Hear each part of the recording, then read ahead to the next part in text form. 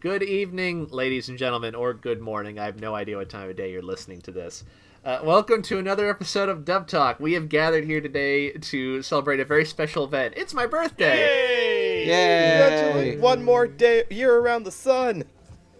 Yeah, I'm old. I'm feeling it. I bought you your 47th Lumberjack shirt. Oh, why, thank you. I was starting to worry I'd run out. You are now an adult, according to the Toronto bus fare thingamajig.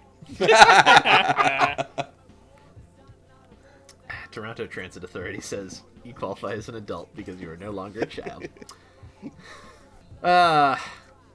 Thank you. And because it's my birthday, I got to pick what we do today. So I figured, what do we want to cover? Do we want to cover something new and white hot, something all the kids are talking about? And I thought, no. I am not hip. I am not with it. I have never been with it. When I am with it, it's entirely by accident. By like, hey, there's a new comic in Shonen Jump called Chainsaw Man. That sounds like my kind of idiocy. I guess I'll start reading this. And then it accidentally became Phenomenon. And that's the only time it ever happens. It really feels like a 1 in a million when you are actually with it. So or the one previous to that, it's like, that Barrage guy's got a new thing about superhero comics. I should read that too. Ahead of the curve for all the wrong reasons. Stumbling your way into being there before it was cool by accident. Jared, why are you enjoying the Steely Dan assons? I always liked Steely Dan. I always thought they were cool. Y'all were the ones who thought they didn't like them. Cool before? Steely Dan was previously cool, then y'all decided they weren't, and now who's laughing? Anyways, I'm happy to be celebrating Pseudo Dub Talk's dad birthday. Thank you. To which, I know there is the actual dad right next to us, but I'm gonna be real, Amon, you have more dad energy than the actual dad here. My sense of humor I don't is take probably insults worse. to that. True. That's entirely accurate. There is actual dad, there's biological dad, and then there's dad energy, which comes even if you haven't procreated. Our good buddy Amon here radiates that in full force, not the least of which the beard, the music taste, it's like cool to hang out with and drink a beer with. All of those things are the dad energy. We'll accidentally recreate that one tweet about your dad listening to Steely Dan and saying nothing but talent with one of my actual children one day. I look forward to it. Yeah, me too. So what are we covering? Well, you probably know already. You clicked on the episode, but in case you weren't paying attention, we're going back to an old favorite of mine from when I was young. I guess I've been like 15 or something. Like many people my age, I got a lot of my anime through Adult Swim because I could not be bothered to figure out all this torrenting nonsense, and the video store near my house didn't carry a lot of anime, at least not that I noticed, so I watched what was on TV. And Adult Swim was great, but I got better in 2005 when they started showing a show called Samurai Champloo, which was great, in part because it is great, and also because even at the time it was like, oh, this is gonna be special, isn't it? This feels different. This feels out of step with all the other things, but in a good way. So we're gonna talk about that today. It's kind of odd because it's set in older Japan, which they had a couple shows like that. They had sorry, I'm just blanking. Rurouni Kenshin. They had you could argue Inuyasha, I guess. There was a precedent for older setting of shows. But you are right, this felt like a very different kind of set in older Japan time period kind of anime. I would I feel like if you were to pitch Samurai Champloo, is that this effectively was like feudal Japan hip-hop fusion series. And to say that this was kind of an influential series is sort of an understatement. I mean, I think you can point that in a lot of ways. Like, I actually remember part of the reason it stood out at the time was, like, anime did not have rapping in it. That was not a musical genre that existed in, like, the anime world. And then you cut to now, where, like, Lost in Paradise was probably one of the biggest, like, OP/ED songs the last few years, and that is just a rap song. Don't forget Devilman Straight Crybaby, where there was just that one guy, Keith Silverstein, playing that just did, like, a straight-up, like, rap verse. The show is very ahead of the curve in understanding that, like, no, there is an actual mainstream audience for rap music in anime fans. I'd probably argue that, like, a lot of, like, you could probably say, like, a lot of, like, influence of, like, modern hip-hop stuff is, like, a lot of those people are probably, like, weeaboos and we're into shit like this. Andrew, you absolutely. would be absolutely astounded. People who were into rap in the early days were the exact same people who were going to pay to watch kung fu movies a few years earlier. I'm sure, like, look, why is the Wu-Tang Clan called that? Because the RZA owned a video store and had a shit ton of martial arts movies, and the step from that to anime is not very big. But yeah, Champloo. Also, before we continue, and I tell you what Samurai Champloo is about, in case you're young and don't know what we're talking about, perhaps you're wondering, what does Champloo mean? That is not a word, is it? It is a word. It's an Okinawa word that means mixed up or stirred together, which if you've seen the show, I'm sure you can piece together why it's called that. Oh, huh. So, I actually did not know what Champloo meant, actually, now that I think about it. I mean, I think I had looked it up periodically and then immediately forgotten, because that is not a word I know in any other context, since I am not from Okinawa. So Samurai Champloo is literal. So it literally means samurai fusion, basically. Yeah, pretty much. Yeah, that checks out a lot. Yep. Sorry, you saying something, Patrick? Oh, I had figured the word Champloo meant something, but I had just never thought to look into it. Yeah, thank you, Urban Dictionary. But what is this show about? Well, let's tell you. From ANN, Mugen is a fierce animal-like warrior with the unique b-boying, breakdancing, inspired fighting style. Jin has a more traditional style, but doesn't think of this as a weakness because his skills are amazing. The two this is a terrible summary. Interesting samurai warriors. This is awful. Give me. It's always fun when you look up a quick summary. You start reading it live on air, and you're like, "Oh no, this sucks." This is trash. Wait, hold on. I have the DVD over here. What the fuck am I doing? That would help. All right. It's like 86 all over again, where they got Shun's name wrong, and it was like shit. Okay, this is much better. From the Funimation release, let's break it down. Mugen's a reckless sword slinger with a style that's more b-boy than Shaolin. He's got a nasty streak that makes people want to stick a knife in his throat. Then there's Jin, a deadbeat Ronin who speaks softly but carries a big blade. He runs games old school style, but he can make your blood spray with the quickness. When these roughnecks bring the ruckus, it ain't good for anybody, especially them. Enter Fu, the ditzy waitress who springs her new friends from a deadly jam. All she wants in return is help solving a riddle from her past. She and the boys are tracking the scent, but there's 99 ways to die between them and the Sunflower Samurai. Okay, that is a much better summary. I hope that copywriter is still in the business, and I hope they got a raise for that. Abso-fucking-lutely. That's pretty good. We salute you, anonymous copywriter. Oh. Yes, as we were saying, there is Mugen, there is Jin, there is Fu, and they are on a quest to find a samurai who smells of sunflowers. This will take them all across Edo-era Japan. They will get into astonishing shenanigans, ranging from the deeply tragic and personal to the absolutely stupefying and absurd. It will be amazing, it will be exciting, it will be horrifying. It'll be everything. Look. That's Samurai Champloo. This show goes from, very dramatic stories about women being sold into brothels, and then you've got the mushroom episode, the baseball episode, The tagging episode.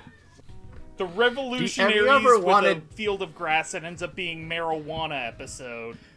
Was it marijuana or Kids. opium? I wasn't sure. It's It marijuana. is marijuana. Okay. They have a close-up on what the plant looks like. It's marijuana. Kids, have you ever wanted to hear Tony Oliver rap?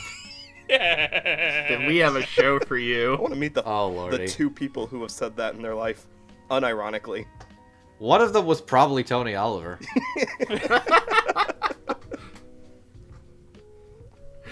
Oh. But let's talk about who worked on this episode so we can talk about who worked on this show so we can talk about the show. Now normally we'll give you the cast. However, Samurai Champloo's pretty episodic. Outside of the 3 leads we're about to talk about, there is like one dude who shows up in a in multiple times in a non-consecutive episode. And you forget he's there most of the time. I never forget about what's the fuck's his name? I never forget about Monzo the Saw. He's my 4th favorite character. Okay, can I just say, I love you're like, I can never forget. Oh, what's his name again? just I wanted to get his name absolutely right. defeated your point. I can never remember. Look, I don't what's his nuts. Look. Do I remember his name all the time? Maybe not. Do I remember I'm an American, Yankee Doodle? You bet your fucking ass I do. Monzo the Saw. That's what you're thinking. Monzo the Saw.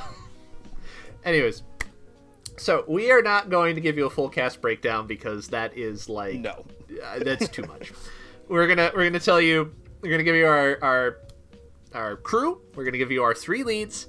And we do have a little cast list that I wrote up so you can refer to people as necessary. But other than that, we are not going to give you the full breakdown. You can go to ANN and figure that out yourself if you need to.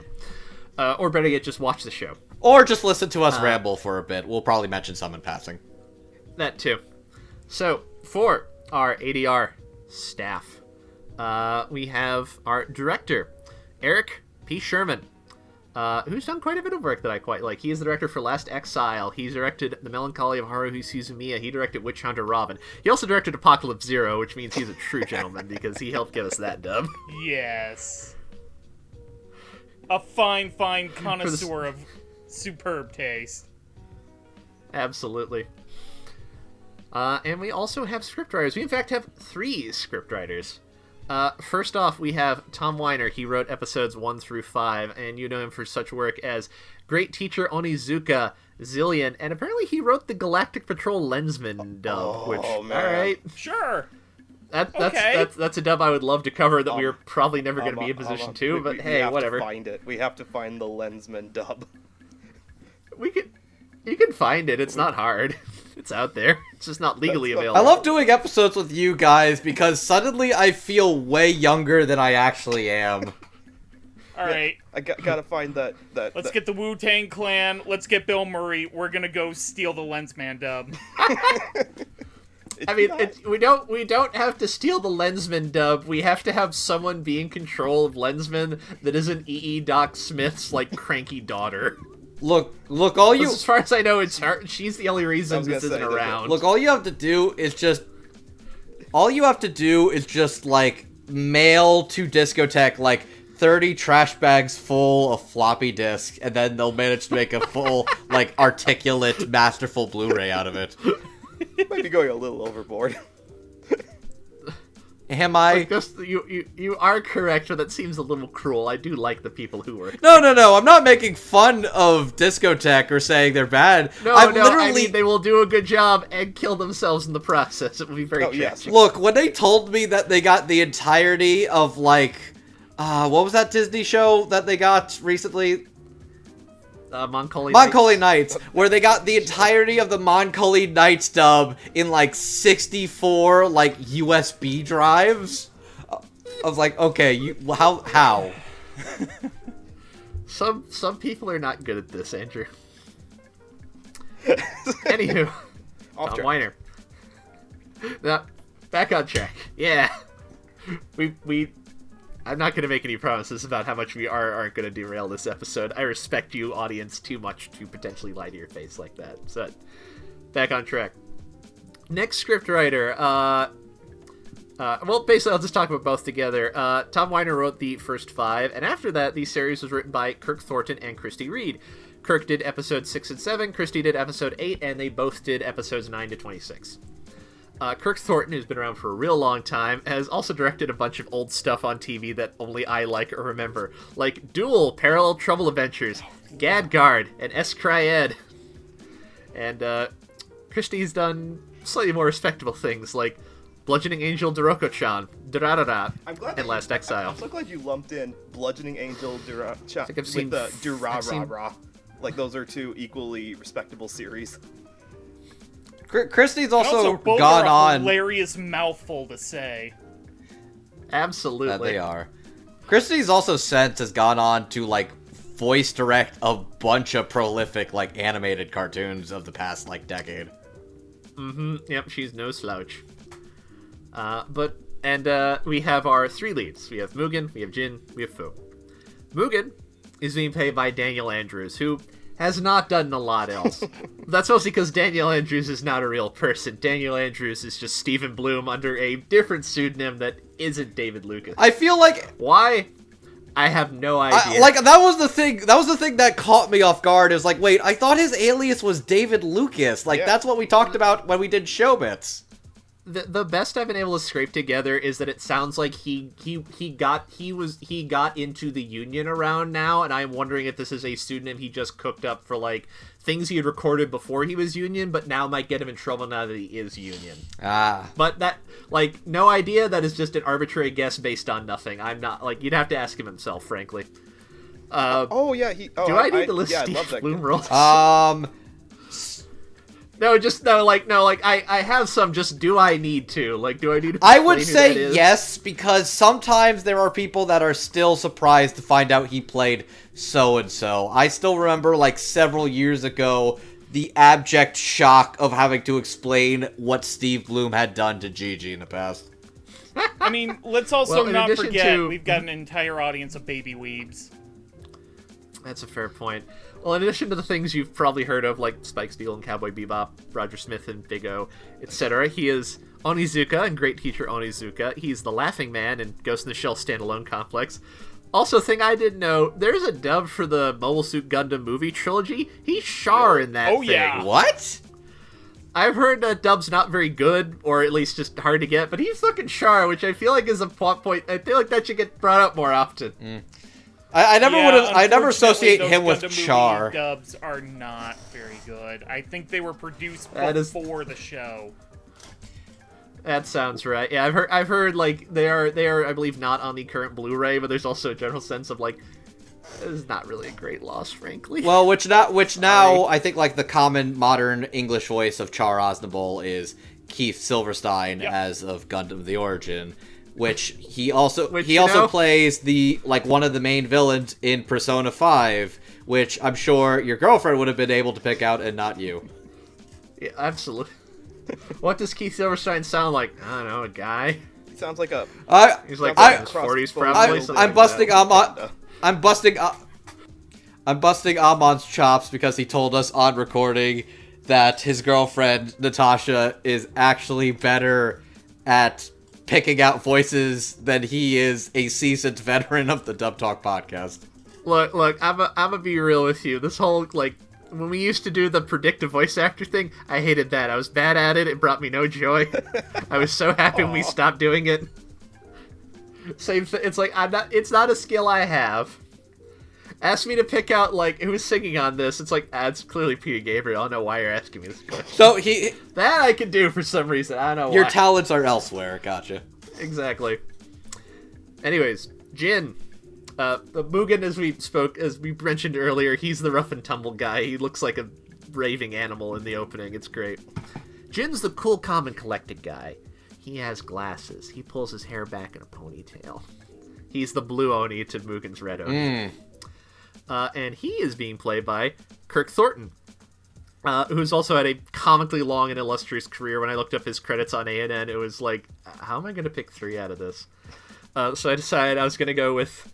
He's Cyborg 002 and Cyborg 009, the Cyborg Soldier. That's the 2001 series that Discotek re-released recently. He plays Baptiston in Gankotso, the Count of Monte Cristo. And in things Amon probably knew but forgot, he's been Gabumon across a pretty consistent amount of the Digimon series, which... Also being... What does Kirk Thornton actually sound like? Because whenever I see him in a role and then see his face, it's like, that's not a voice that comes out of that face. What do you sound like in real life? There's probably... I can't conceive There of are it. probably, like, actual Kirk Thornton voice roles. I just can't think of any off the tip of my tongue. Well, it's like, Gene sounds like a real person, but I hear when Gene talks, I look at Kirk Thornton's face, and it's like, that's not your real voice, is it? It's like he's an You've had me actor. stumped, sir. Look, you. No, I'm sorry. I'm getting flashbacks to the Icon episode you just did, and the question about what does Mona Marshall even sound like? Because you listen to the voice, and then you look at the face, and you're like, that doesn't sound like your normal speaking voice. What is your training regimen, Kirk Thornton? Tell us your secrets. This, of course, is probably a very easy question to answer. I'm sure he's done an interview at some point in the, like, what now, 30-plus years he's been an actor, like... Also, despite being the blue Oni, he's actually Shadow the Hedgehog. Thanks for that flashback. Are you having fun? Are you having fun with me right now? Tremendous fun. Thank you for All asking. right, good. All right, I wanted to be... Because I don't follow Sonic. I don't know who the current voice cast is outside Mike Pollock and Connie O'Shaughnessy. You can tell me anything right now, and I believe you. Like, don't lie to me, but you could do it, and I would not check until after the episode. You get a good, 2 hours of fooling me. Bryce Papenbrook is now Silver the Hedgehog. See, that sounds plausible. That's not helpful. You know what? I'll look into this later. Later. Are you telling me a Sonic X episode is on the horizon? Oh, That's an entirely we different have cast, an- Noah. But you won't know that. shut up. That I do know. I do know that aside from Mike Pollock, there's a big cast change up in the 2010s. I do know that. Fair enough. Don't know who's in it. Just know it happened. Anyways, and we have Fu, our plucky ingenue heroine. She's doing her best. She cannot believe that she agreed to go along with these idiots. I mean, She loves them anyways, though. kind of the inciting incident that got them to go on this journey. Like, it's all good fun until they abandon her to go hang out in the red light district that she is not allowed into. Which, you know, like, yay for not representing the lesbians back in the Edo period. Like, come on, people. That's the trouble, you know? You know? And I thought Japan was country that celebrated gay love. We'll get to that. Only between men. We'll get to that. Anyways, Fu is being played by Carrie Walgren. Carrie's also done a... In retrospect, this is an astonishing lead cast to have for this show. Like, Jesus Christ. Even at the time, it was great, and as time goes on, it's just like, wow, okay. Kari, who's done a billion things. Some favorites of mine. She is what? No, you're right. She's been in a billion things. Like Kurt Thornton, it's like, how do I even narrow it down? Exactly. It's just like it's too much here. Anyways, some favorites of mine. She's Celty Sturlson in Durarara. She's Anemone in Eureka 7. And of course, near and dear to my heart, the first thing I ever heard her in, she is Haruhara Haruko in Fulukuli. And like Age nowadays, 19. she's And there's, like like- in every Western cartoon under the sun. So, Good for her. so like Yeah, the but weirdest thing about like watching Champloo for this episode and then turning on like Adult Swim for 5 minutes was going from Fu to hearing her play Jessica in Rick and Morty literally right after was kind of wild. Remind me, which one's Jessica? Jessica is the redhead girl Morty's got a crush on. Oh dear. She's looking for the warm, comfy boyfriend. That does sound like the character you cast Carrie Walgren in, though, so good for them. And good for her for work, I guess. She's a talented actress. Anyways, there are also... Every single episode of this, which there are 26 episodes, everyone basically has its own small cast. There are some repeat names, there are some not. We're not going to list all of them. I will give kudos to Monzo the Saw for being the only guy who shows up more than once in something that isn't a two-parter. He's played by Michael McConaughey. He's great. We'll talk about him later. But gentlemen, let's start with our leads. Give me your thoughts here. All right, so fuck this dub talk discussion. Let's ask the important questions. Is Mugen a virgin? Yes or no? Oh, absolutely. No. No. What? Okay. I don't know. Because I'm with Patrick on this one. Patrick, thank you for having my back, brother. Sorry. I don't know, only because Can't join you under that umbrella. Mostly because he's been off of his island doing his own thing for many years. I can't fathom that he hasn't gotten with a woman at this point. Yes, I know, like, no part in the series does he hook up with any of the prostitutes he hangs out with, but still, I have to imagine before this all happened, he got lucky at least once. He carries himself like somebody who hasn't gotten laid before. Do you think all that rage is just pent up sexual frustration? I think it's at least a factor. I'm disagreeing only because he comes off. We've seen in episodes that he has some smooth moves, even if he is not good at actually carrying them through. I mean, look, he's basically like Lupin. He pops out of his spring-loaded robes and hits the floor post. God, when he's fighting with that, when he's literally like fighting with that one secret policewoman that is played by Fujiko Mine, that analogy works way better than it should. Yeah. I mean, look, I'm definitely in that episode. I was like, oh, there is a lot of Lupin and Mugen, isn't there? Huh? I noticed that. It never occurred to me, but yeah, Lupin. Like, I just don't believe that. I don't believe that Mugen has fucked once in his entire life. I believe he has had sex. That doesn't mean he's good at it. I believe he's gotten a back alley handy, but that's it. This is in contrast to Jin, who has clearly been laid frequently. He has been laid several times in the show, including in that same episode with 2 women at once, to the point where he's like, fuck my back. No. 4 women. Take a look at the screen again. He does 4 at the same time. God, yeah, what a Pimp. Anyways, thank you for coming to Dub Talk Podcast, the latest and greatest in talking about sophisticated conversation. But by the way, just off of that topic, has Steve Bloom ever played Lupin? I don't think he has. I don't believe so. No, I think it's strictly been. I think Kirk. No, not Kirk. Keith. No, Tony. No, fuck, shit. You're just doing a who's on first base, wasn't it? Anyways, there's a lot of people who have played Lupin. I don't believe Steve Bloom has ever been a Lupin. Okay. No. So, I guess to actually go into Steve. So, the obvious point of comparison is Shinichiro Watanabe's other TV show, Cowboy Bebop. Terror in Residence. Not where I'm going with this, but thank you for mentioning Terror in Residence. So, Spike Spiegel is cool, suave. He's got a dark, mysterious path, but he's got that sort of, like, cool guy, suave, macho guy, but also a little silly and goofy. But he's got swagger, he's got cool guy factor, which is fascinating, balancing that off of Mugen, because Mugen is just... He is the exact opposite. Mugen is just primal id. He is desire. He is... The funniest thing is he's almost got some, like, shonen hero energy where he's like, I just want to beat the toughest, strongest guy out there. And it's like, oh no, you are just a wild animal of desires. Which is interesting because... He wants to eat, he wants to fight, and he wants to fuck. Did any of you guys watch any of the Japanese audio for Mugen's voice? I have not, actually.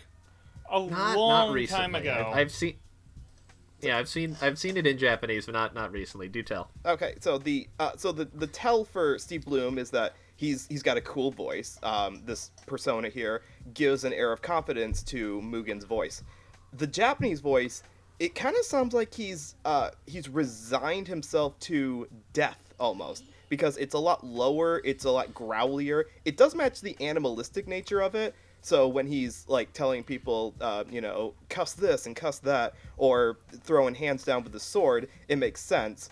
But in the more serious moments, when he's kind of laying his emotions or actually being, a human being, you get like the sense of like droll, very deep thought that it's not really conveyed in the same way that Steve portrays him, because Steve keeps that cool voice in him, almost like he doesn't know anything. And like we know he doesn't know how to write, but he does have a bit more depth to him, and we see this in sessions like not sessions. This isn't Cowboy Bebop. Episodes like the misguided miscreants. Where Records. Records. That's what this is. This isn't record. session. This is records. You're right. The record. Actually, I almost call it like a track. Track 17, or whatever episode that was. No, it was 13. That's what it was. So the reason I bring it up is because the voice that Steve gives him is I feel it's very different from the Japanese. Is that the Japanese was more on the the animalistic, resigned to his fate side of things, whereas Steve is enjoying it way more. It's like he's relishing in women, wine, and good food. Interesting. Oh, I gotcha. Yeah, I can. But I can that see actually is pretty interesting. So yeah,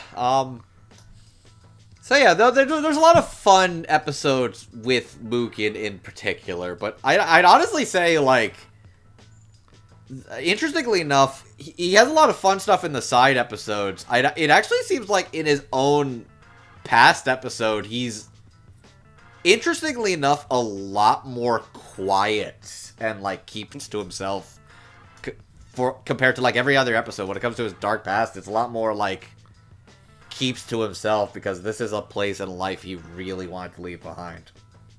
Mm-hmm. But how do you think Steve handles that?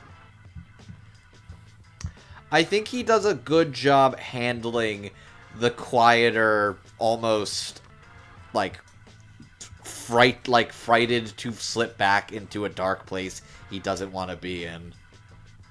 But I think he does a good job selling that, as well as also kind of like nearing death. He does a good job when he's like on the verge of death in that sequence, which was like a really gorgeously animated sequence, by the way. You talking about in the With the mass figures. in the last episode with the birds. No, it's not just the final episode. It's like when they go to Ryukyu Island and he's confronting like his old buds again. Oh, with the procession of other warriors, and he's like, "Hey, I'm not ready yet." Pretty much. Fuck you. Yeah, that was the same one. Which I think that episode, some other fun characters they'll mention. Koza, played by Stephanie Sheh, who was like his childhood friend. Who it almost seemed like she was trying to make a move, and he just had no interest at all. Now, see, she was the Pretty real much. Fujiko. Yeah. Backstabbing to the... Yep. Man, okay. I forgot who plays her brother. That is Kim Strauss. Kim Strauss? No, Kim Strauss. Huh. Has he done anything else we would have heard of? Because I wanted to know who that was, too. Let me go to one moment. Go to IMDb. Memento.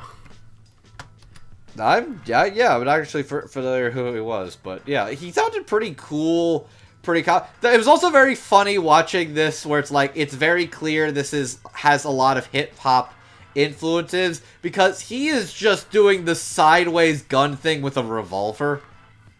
That was funny. That was the second best part. You know what the best part was? What? We're gonna do a car race, and whoever breaks first is the loser. Oh yeah, but it's we the don't have horse. cars, so what do? Horses instead. We just killed two horses. Played a game of fucking chicken on a horse. Those fucking poor horses. You poor didn't do anything to them. That dude deserved to get off at least. Which, man, I think Does the anyone end not of. get off? Fair enough. But I think the end of that two-parter is, like, probably, like, one of the rawest moments in that entire show. It is so fucking brutal. And Which, it's like... held in time. Stephanie's line, the last line of that episode is, like, I think that's the part where I remembered most about, oh yeah, this was written by the same team who did Bebop, because it can get to you. It's not just goofy hip-hop meets... No, that one was hard. Edward. That one was went very hard. And also just fucking, Amon, I'm honestly amazed you have gone this long without mentioning the people who worked on the music of this show. That comes at the end. Okay. You can talk. You can talk. No, we can talk about them. I have a spiel at the end, but by all means, let's discuss. Because yeah, it was Nujabes, Fat John, Forces of Nature, and I think one more. Yes, Suchi. That's what it was.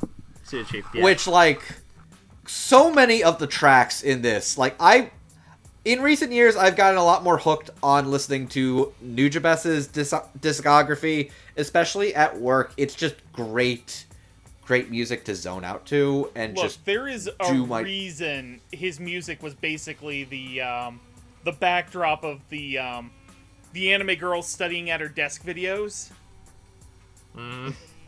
Really? Yeah, that's not a coincidence. It is not a coincidence for sure, but his music is iconic for sure, and like I've gotten really into his stuff, and God, hearing some of the tracks I recognize and have listened to at work in Champloo in their context is just delightful. Like I'd say Aurorian Dance in particular is kind of like the go-to. I need to do homework or mundane tasks and just have something peaceful and nice on in the background. But there's a couple other bangers in there where it's just like, oh, this is so good. Yeah, and I think... Oh, where was I going with this? Oh, where were you going? Oh, I was going to talk about Million Ways of Drum. That was the end of that fucking episode where That's what that track was called. Million Ways of Drum goes so hard, and they only use it 2 times in the entire show, and whenever they use it, you know shit's getting like fucking real. Because the other time they used it was the end of the duel with Sarah, played by the wonderful Megan Hollandshead.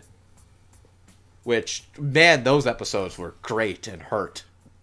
Yeah, that was another one where again that felt like the I know it's not fair to make Cowboy Bebop comparisons to everything here because they have separate staff, but it's really tempting to consider those episodes, the Lullabies of the Lost Verse episodes, like the Pierre LeFou in this universe. Just that one badass boss that you don't think you're gonna come back from alive. She is way hotter than Pero LeFou, just saying. Honestly, I feel like a better saying. comparison to Pierre LeFou is episode 10, Lethal Lunacy and Shoryu. Played by Jeffrey Stackhouse. Is that who that was? Okay. That's a good point. Yeah, no, that is a good one in comparison to, which... We got an airbender in this show. Oh, since you asked, Makoro's actor, Kim Strauss, look, he hasn't done too much. The one that leaps out is he's Seijin in Bleach, the like dog-headed guy. Oh! He's also he's been a bunch of people in Naruto. I think Ibiki Morino is like maybe the one that I vaguely recognize as like that's a face I've seen somewhere. I've not read enough Naruto recently enough to know who that is. He's got a bunch of scars on his face. Oh, he's the dude when they were taking the ninja tests. And then he was like, yo, no fucking cheating. And then he's like, wait, you were all supposed to cheat, and I wasn't supposed to catch it. Idiots. You're ninjas, dummy. There you go. Yeah, Steve Bloom as Mugen is very interesting, just because he's very much a wild animal running on instinct. And... I'll say this, he says some crass and wild shit, but I didn't even think a 2005 era dub would have him calling somebody a pussy in the last episode. That one surprised me. Would you believe that the joys of being broadcast off to the watershed? Would you believe that they actually toned it down a little bit from the Japanese? Really? Really? Not continuously. Like there's There's a couple lines where I noted where it's like, okay, they clearly softened up, not the way he says things, but just kind of the words. In the, what was it here? In episode 2, right when they kind of abandoned Fu for the first time, in the dub, he says, we should have just, what was it? He said something like, we should have just stripped and left her there, something like that, which isn't very nice. But he does say in the Japanese, we should have just raped and left her.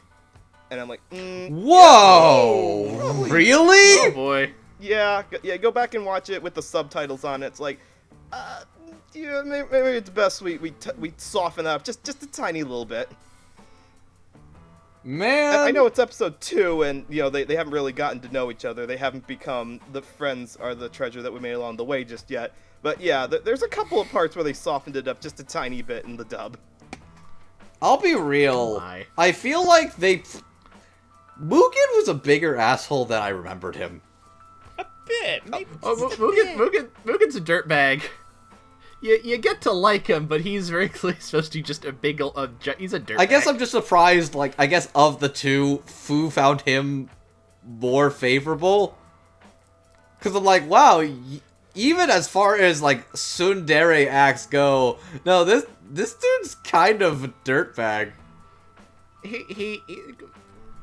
I think I don't remember which episode it's in, but there's an episode where they're walking along and he is talking to two women, and he is actually doing a pretty good job of charming with. It's the Okura episode. Yeah. He's actually doing a pretty good job of charming with them. Mugen is not free of charisma. It's just he's kind of a stupid jackass at the same time. He's not good, and tends to be his own worst. He enemy. is his own worst enemy, but I feel they do a good job at least when they go into his past, basically being like, oh yeah, he was part of a community of banished criminals that just were forced to live on their own and had kids, and he was one of those kids.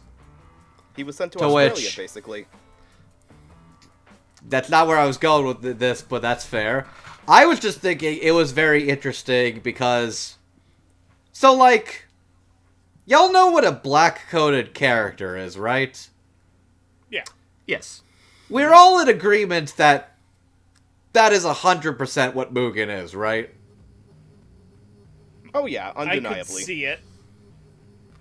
It's not even up to question. They wanted influence of an African American culture, and the closest they could get without actually making Afro Samurai was Mugen's character. Anyways, I bring that up because I find it fascinating that him and his childhood friends were basically kids forced to grow up in a ghetto. That felt very intentional. It felt very intentional when I didn't even pick up on that when I first saw this years ago, and I was just like, oh, wow, huh. It's fitting for the time period it's set too, because you guys know what the Edo period, the defining characteristics of that time period were, right? Vaguely? Was that the period where they were we are going to close off just foreign influence of any kind, which is why you get the whole Christians, we need to persecute that. Can't have that running around. Yeah, that was a bigger story arc too. Wow.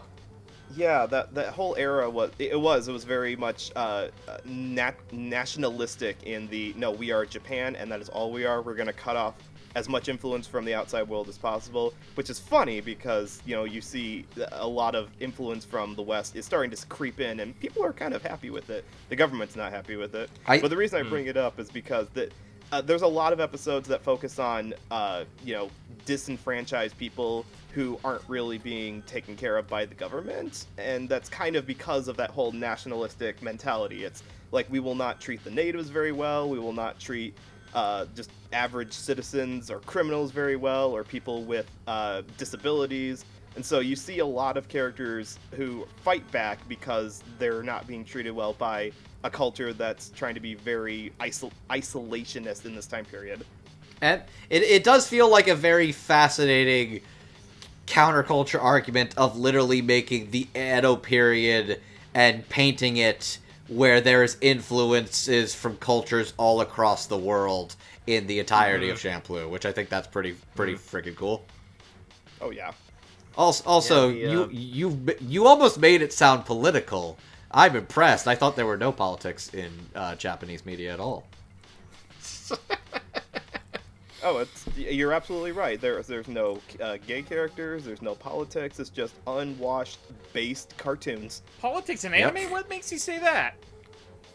I hate getting in fights with people on Twitter about that. I should stop doing that. Man, it's like there wasn't a gay man from Holland who traveled to this country to express himself in a loving, homosexually open culture that wasn't allowed in his own country, or there wasn't a grifting man that was taking advantage of persecuted Christians and taking advantage of their religion to fund their own lavish, boorish lifestyle to make money off of them. These sandals cost 20,000 ryu. Now, see, this is two individuals, two famous people, so it cost me a butt ton of money. But man, yeah, though the show goes a lot harder than I remember. Like, there's a lot of things about the show I really forgot, so this was a kind of brilliant one. Also, shout out to Paul St. Peter and Lex Lang as Isaac from Holland, and Xavier the Third as Lex Lang, which, man, that dude was a dirtbag.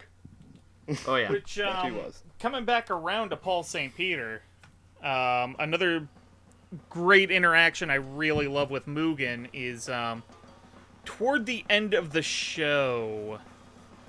I'm trying to dig up the episode again. Yeah, it's the tagging episode, but I love. Oh, was he the More of teacher? the words. Yeah, with Was he with the teacher? Bundai, the teacher. Oh man, the tagging episode was one I really liked a lot more than I remembered it. That was easily Daisato's best episode in the show. Way better than Cosmic Collisions. All right. Screw that. I don't want to spend much time Sorry, on didn't that. mean to interrupt you there, Patrick. Oh no, you're good. But I just love, like, Mugen is very much an unstoppable force throughout the show, and he finally meets just this absolute brick wall that will not take his shit in the form of Bundai. It's a very delightful interaction, the likes of which you really don't see repeated again with him. No. But that whole episode is just, like, particularly with Mugen's arc, there's another sub-arc with Jean. But it's just, like, these two absolutely stubborn, belligerent forces trying to... And not, like, in a physical fight sense. We get plenty of that in the earlier episodes, but it's just this intellectual battle between two absolutely stubborn people trying to... Like, one trying to teach the other how to read, and the other trying to stubbornly resist it. It's great, an absolute delight. Which, in that same episode, is actually pretty interesting seeing...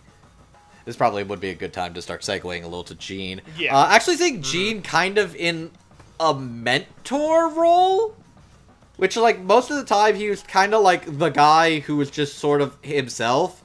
But he had a master who wanted him to take care of his kids, so he's actually kind of dear to these kids that are basically look like a bunch of thugs that are trying to jet set radio the entire town.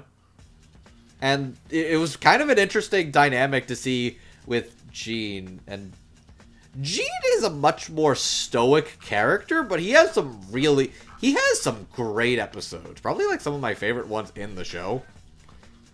Let me guess where you're about to be going with this. I want to see if you can guess where I'm going with this. Is it the one with the prostitute he seems like he's falling in love with, but I feel like it's more of a friend thing? That is probably one of my favorite episodes, yes. That is a really good episode, and I think... With Julianne Taylor as the prostitute Shino. Is that who that was? Yeah, okay. It's the one we're thinking of. It's the one with the Unholy Union? With the subplot of Mugen and the Beetle, right? Oh, yes. Okay, yeah. I think I was mistaking with Osuzu, which was a whole other arc. but a similar thing. Yeah. Okay, no, Julianne Taylor also was, like, really good, too, in that bit episode. And I liked the interesting dynamic of Jean being kind of challenged by somebody a little quirky, but somebody he really did bond and hold dear, to somebody who's trying to find, like, trying to live her life despite being burdened by the misfortunes of a deadbeat husband. And also, I feel like, I don't remember what the song was. I don't remember what the song was, but I think the song at the end of that episode was probably, like, one of my favorite insert songs in this whole watch. It was great. I believe, I'm not sure which song that is. It's a good one, though, yeah. God, yeah, no. The whole music in the show is great. But I feel like, talking a little bit about Kirk Thornton is very soft-spoken, very honorable, noble warrior. But also, it's really fun watching him be the straight man in this comedy trio. Yeah. There is some bit where I have no recollection what episode this is, but there's like someone makes fun of him and he just very tersely responds, "How rude," and it's like, this is a good performance. I think that was the exact correct delivery of that line. Excellent. I think one of my favorite moments is like when they are trying to pawn stuff for a little bit, and they're like, "We need something valuable," and then there's like, "Hey, yo, give us your swords." Like, no, they're my swords. That episode was weird. That was really weird. It was a weak very episode. I'm sorry. I like that episode just because it's kind of absurd, but I just kind of like those moments where Gene's a little weird, but he's like, but my swords though. And then like they're doing the eating competition. He's one of the first ones out, and then he's like, "You better fucking win my swords back." I apologize. I was thinking of the one where they pawned his glasses, not the eating contest. Right. That was a good episode. That was a different one. The one where they pawned his glasses, we get, as we alluded to, Tony Oliver as Nagamatsu, like, which. And you know, that's a really good way to kind of segue into something I really like about a lot of the one-off episodes. They always start with one very innocuous thing happening that snowballs, sort of like that, like the meme with the dominoes. Like, oh yeah, starts out with Gene pawning off his glasses, but then these people who have beef with him won't recognize him because he's not wearing glasses for the entire episode until he gets them back. Which is a pretty funny development, yeah. Though, if you want to talk snowballs, let's talk, Fu gets into a relationship with a young artist, leads to Pablo Picasso getting, obtained at the border, ukiyo-e painting of Fu's tits. I think you mean Van Gogh. Just, what an interesting thing to say. It's like, oh hey, they're like, hey, I'm going to import to Europe to study their art. He was obtained at the border, but one of the things they confiscated was a piece of art that Pablo Picasso came into his own, and it was the painting of Fu's. No, it that wasn't. He did. It wasn't Picasso. It was It's Van Gogh. Van Gogh. My bad. Yeah. That is a different person in a different country. I am disappointing my father on that one. In a different time period. I am disappointing my father by making that faux pas for sure. Amount of ears attached to his body.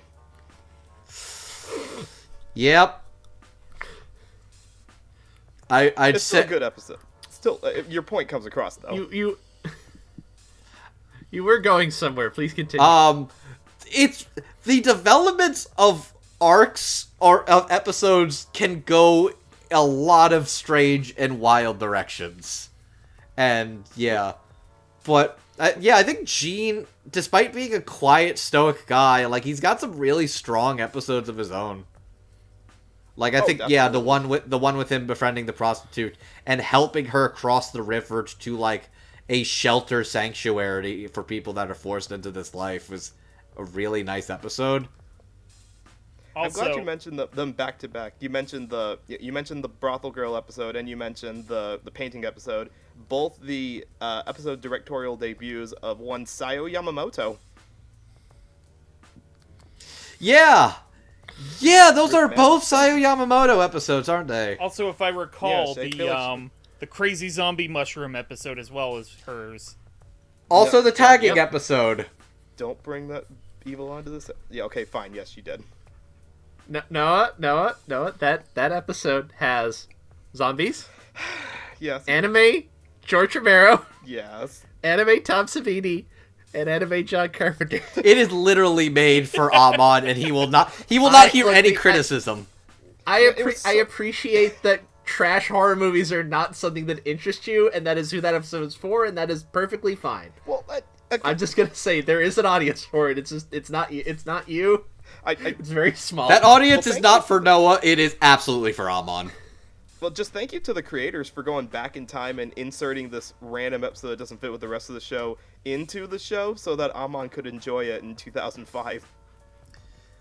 Which, Oh, I probably enjoyed it at the time. too. man, I remember you mentioning before I did my rewatch that Sayo Yamamoto did a few episodes. I literally just took a shot in the dark that she did the tagging episode because A, the lines got a lot thicker and looked like the woman called Fujiko Mine, and B, there was suddenly a lot more front-facing tit nudity in it. So I just assumed, okay, yeah, this is Sayo Yamamoto. And I was right!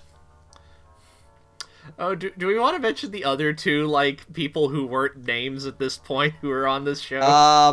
I think I saw Tensai Okamura is like a... Oh, I'm not thinking that. I'm thinking the two guys who made the opening. Oh, Do yes. tell. Shall we talk about the king of the furries himself? Yeah. So, fun fact: if you watch this, that is directed by Mamoru Hosoda. What? Yeah. At least what? At least 2 years out from Girl Who Leapt Through Time. Like he was not a name when he made this, if I'm correct, No right? And shit! there's a reason for that. It's because this whole production was done as the first series that Manglobe did, may they rest in peace, but that opening was done by Madhouse, which of course Mamoru Hosoda was working at the time, so that's why it looks way more stylish than the rest of the show.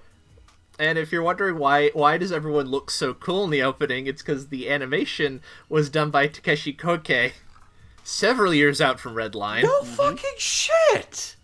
I feel like he look, might have been in Watanabe the middle of has animating Redline, because like that took him like 7 years.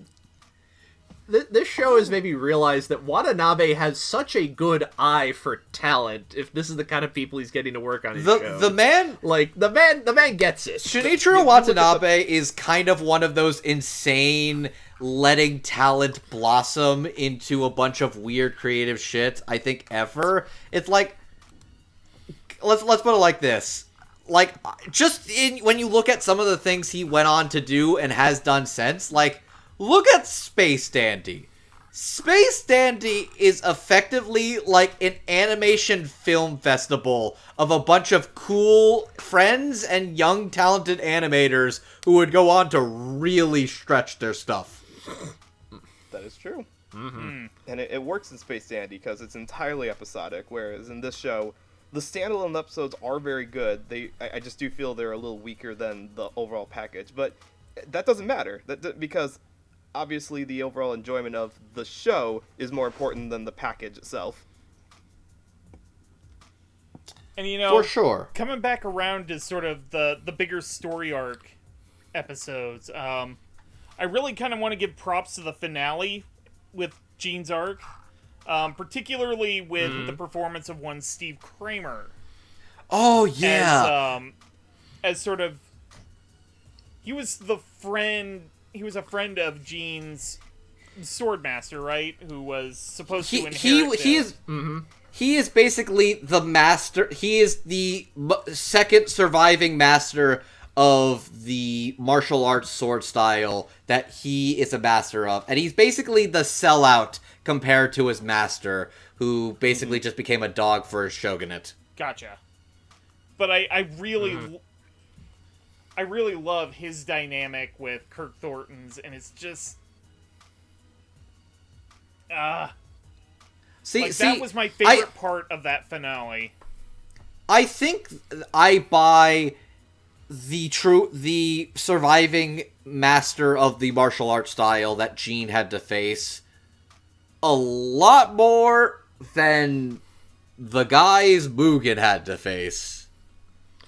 I don't know. I definitely buy Mugen would accidentally ruin someone's life and then just go years without realizing it. Yes, but That does feel like something he'd do. Yes, but it's literally like, okay, I literally just think of that one moment from, like, Avengers Endgame, where it's like, you took everything from me, and Mugen's just like, I don't even know who you are.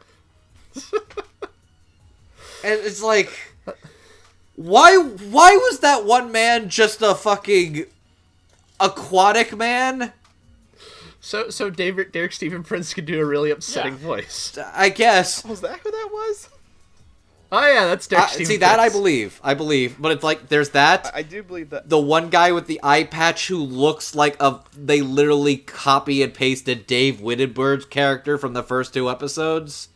And a guy in a wheelchair. You know, if you had told me that was the same guy from the first 2 episodes, just kind of showing up again, I'd have believed you. See, isn't he dead? He was, but he sense. looks like aesthetically, he's almost got the exact same design, and I know because that wasn't Dave Whittenberg playing him. I'm pretty sure that was like, fucking... That's Doug Erholtz. Okay, yeah, Doug. Oh, yeah, I hear it now. That did sound a little Polnareff-y to me, now that I think about it. But yeah, it's like, Mugen's final baddies were such nobodies.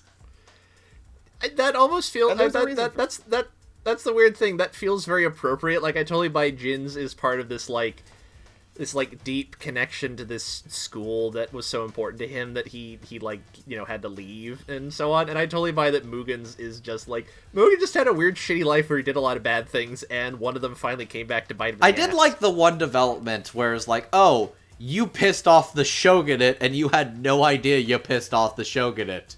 It was just, oh, hey, get out of my way, buddy. And then I said no, and then I cut him.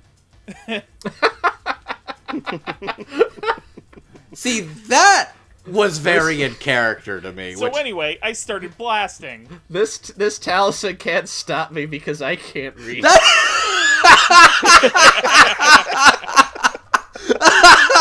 I'll give you that visual. Give me that Arthur visual and put that line in there. Which I realized watching the show again that Mugen is literally, Jared, can you read that? No, I cannot. What up? I'm Jared, I'm 19, and I never fucking learned how to read. Yeah.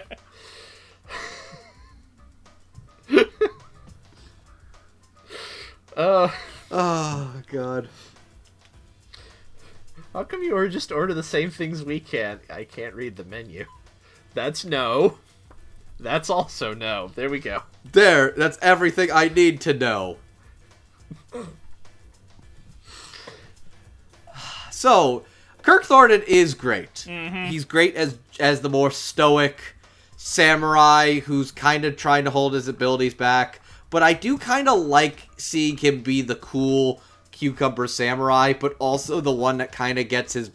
He gets teased a lot, and I feel it works because of how stoic he is, compared to Mugen, who is just... Mugen, who is just a fucking party animal, and like... And like, Mugen's just a dork. Mugen's a virgin, that's what the deal is. It's that bit from The Simpsons. The joke's only funny if the sap has dignity. Mugen, no dignity at all. Very proud of that fact. And like, Gene, immense dignity. Oh, I meant Gene is the dork. I'm sorry. Gene is the dork. Yeah, that makes more sense. Yes, but... Gene is the good boy dork. Mugen is a guy who is literally going to chase around a woman he doesn't know and walk into a giant, massive crime scandal, all for the intention of getting some nookie. Yep. His words, not mine. No, the localization here I think is very consistent. It's like, no, that is absolutely the word Mugen would use. Like, if Mugen were if Mugen was 17 in the early 2000s, he would absolutely listen to Limp Bizkit. Let's not kid ourselves. Oh, lordy. God, yeah, I can hear it. But, man, that was just a whole fucking... Wow, this wild madman just basically stopped an entire underground crime circuit because he really wanted to get some.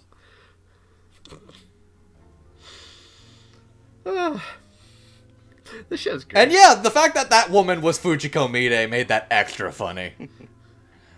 Also, we have gone almost an hour without really going into how incredible the checkpoint episode was.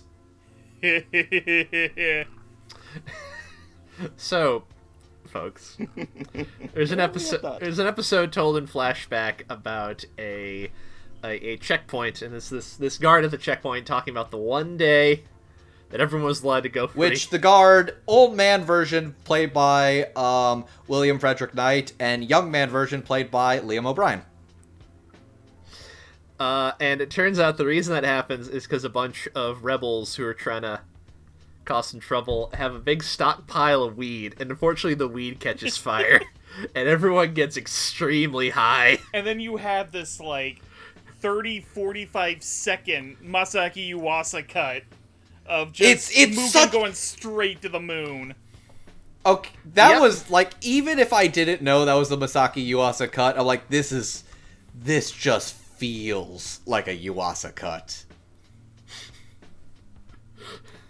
Even back then, they knew that man was gonna do some weird shit. They're just, let's see, what the fuck would he even have made at this point in, like, 2009? I feel like he not even 2009, 2004. Oh, yeah. Either he had... Brain game, probably. Either he was in the middle of producing or had just finished with Kaiba. He definitely would have done, what's that movie called? Mind Game. No, you know what I'm gonna say Mind it's Game? from? You know what I'm gonna say it's from? It's like, hey, he's that weird guy who does all that Shin-chan stuff. Let's There get we go. him in here. You can do this. Yeah, he did do a bunch of Shin-chan. I know the Super Shiro thing was a thing, or Would be a thing. would be a thing, yeah. Yeah, so, God, that episode was wild, and they're like, I hope he's not leaving us for dead. And then G's just like, And then, like, all the while, I hope he hasn't abandoned us and he hasn't gotten captured by a bunch of warrior monks. I hope he's not tied up somewhere in a warehouse. Which, that was, like, a great episode for Gene, just being, like, that, because they knew how to make Gene funny without making him, like, too much that he sucks. And then they go back to it in the recap episode. And it's just like, yeah, I was with Fu, and she's just like, oh yeah, I was trying to make small talk with Gene, but he would not open up to me. Oh yeah, Also, the recap episode, which is one of the more famous recap episodes in anime. yeah, kudos to this show for having a recap episode that is actually pretty entertaining to watch in its own right. I would still say it is not the best recap episode I've ever seen. That honor still belongs to Recreators. By the way, 5-second soapbox. Somebody fucking license and dub Recreators already, for fuck's sake. What if the guy who wrote Black Lagoon and the director of Fate Zero made their own Fate anime? Get to the back of the line, Andrew. We're still waiting on dubs for, like, Laid Back Camp and Place at the Edge of the Universe. Noah, I did not hear a single fucking thing you just said. You repeat that? All right, let me try that more time. Can you hear me now? Yes. Okay. Oh, I said there's a lot of shows that need to be dubbed, so you can get on that soapbox, but there are people with 5 other soapboxes saying the same thing right now. I've got like 10 My number- soapboxes right behind me that I need to start stacking up, so... You guys have been keeping track of your soapboxes? It's all we can do. Dude, I got a warehouse of them. I just picked out 10. Anyway. Weed! Anyways. The weed. You know, I don't think I appreciate that it was weed, and it's like, yeah, this show does have strong opinions, doesn't it? They don't pick an old-timey drug that, like, no one really thinks about anymore. It's like, now let's pick one that has a lot of charged political meaning in Japan. Like, there we go. And the United States, for that matter. It was 2005 after all. You could still get arrested for this, yeah. This is true. So yeah, they went with weed, and yeah, that was... Okay, I feel like there's places I could go with that, so I'm gonna rein this back, because I could go some places. Good boy. Indeed. Good boy. Let's see. Do we have anything else specific we want to say about Gene? I just think he's neat. Well,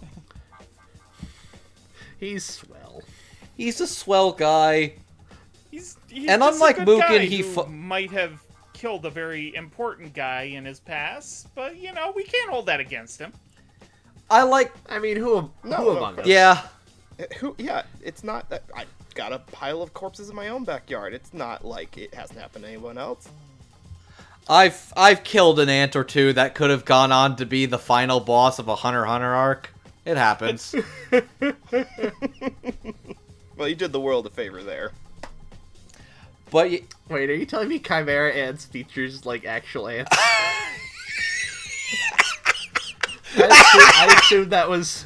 no, I don't know shit about Hunter x Hunter, man. Like, again, you can tell me anything. everybody in that arc is technically an ant. Fine, whatever. Jesus Christ. They are all ants. Shut the fuck up. They all are. Alright. Yes, even... You know, not the weirdest thing I've seen in anime, so yeah, okay. Anyways, I think Gene's swell. I think Kirk Thornton does a great job playing the much more stoic, calm, collected badass, while also managing to make him really funny and bounce off of the chaotic energy of the other two characters in his own stoic, amusing way. I still think the hardest laugh he gave me was just the end of that episode where Mugen failed to fuck Fujiko Mine, and he's just like, oh, my back. That again, because Gene has dignity, him having sex with a bunch of women and then hurting himself in the process is very funny. Gene will... That's hilarious. Here's the thing. Gene will work to please you. Mugen is gonna go for like 20 seconds and then go to sleep. That I feel like is the better distinction. Both of these men have had sex. One of them is clearly a lot better at it. I mean, than the other. Andrew, let's be real. Oh, by far. Gene was able to make the beast with 5 backs. Look, Gene can both give and receive. Mugen, I'm pretty sure Mugen cannot tell the difference between the V and the A. He's just like, oh hey, 2 holes, cool. It's Like, all, just 'cause it's you're all correct. about They make their we know from this cloacas now who kiss. is better at mastering their sword. Don't think I didn't catch that callback, motherfucker, Patrick. We ain't bringing the cloacas into this shit, man. You know what we haven't talked about? Foo. Kari Walgren is Foo. Let's... Oh, See, she's absolutely fun here. I adore Kari Walgren as Foo. I think she's probably... You know what? I'm gonna say it. I think Kari Walgren as Foo is the best performance in the dub. I would not disagree with that. I don't fully agree with that, but I don't fully disagree with it either. I think Steve and Kirk are very strong, but I don't think they sell the show or the emotional core of the show. A lot of that goes to Foo. Foo is the glue that holds these two warriors from different lives and past together on this weird little road trip journey. True. Yeah, now that you mention that, I can absolutely see her as... It might sound a little weird when you think about the presumed core audience of a show like Samurai Champloo, but she feels Foo's the main like character. The audience insert. Like, where you're supposed to put your attention into because, like, you know the most about her going into the show. She's also just kind of the everyman person. I mean, you find out more about her later, but you know enough about her when she meets Mugen and Jean that, like, that feels like the audience focal point. I mean, there is the continuous mystery about who the samurai is that she's trying to find, which I feel like everyone's got a mystery about them that you're trying to figure out. So I'm not sure if I'd agree with that statement entirely, but I do agree that she is the focal point of the show. She, at the very least, is the one at the start who has an objective. Right. As opposed to Mugen and Jean, who are just kind of drifting. I also think she's a very interesting character, and I feel like even when she gets herself in messes, she has enough agency and stake to get out of those messes. Like, I don't think she is a very passive character, or like when she is a damsel, she never feels hopeless. Like, she will put up a fight. She will throw a fucking vase at a guy that's trying to fuck her because he's really into girls that look at him like he's disgusting. One of my shame your kink. One of the highlights of the early part of the show for me is in, I think it's Hellhounds for Hire, the first two-parter, where that's the one with, like, in the second episode where, like, she has to be the dice roller at the end, and she is just thrown into it, but she immediately, it's like, all right, this is what I got. I thought you were talking about like the first two episodes, which was another interesting one. But yeah, I forgot. I mean, look, her climbing up on the roof and chucking bombs at people is also very. yeah. I love her booby bobs. I love just the image of just her running with just the flapping bombs. It's like that is the most tit animation in all of Samurai Champloo, and they were implants. And it's like also the whole thing with her and Ezra Wise is the artist in episode 5. That was another fun one, yeah. Which also props to a character on the side of that episode, Rokishi, the shogi player, played by Robert Axelrod. Where it's just like he doesn't want to lose. He doesn't want to lose this game, and then like the entire episode, he's playing this game of shogi with Jean, and this whole caper is going on in the background. And then he was the true boss! And then after everybody's been caught and the plot has been discovered, he's just like, oh, yeah, you got me. I'm the mastermind behind it all. That was such a good punchline. It's like this dude that Jean is not a factor in this episode because he's playing shogi with this random guy, and then he was the mastermind, and he's like, well, finish my game. Take me away. And since we are talking about that episode, I'd be remiss to not mention Michael McConaughey as Monzo the Saw. I love Michael McConaughey's voice. He is so...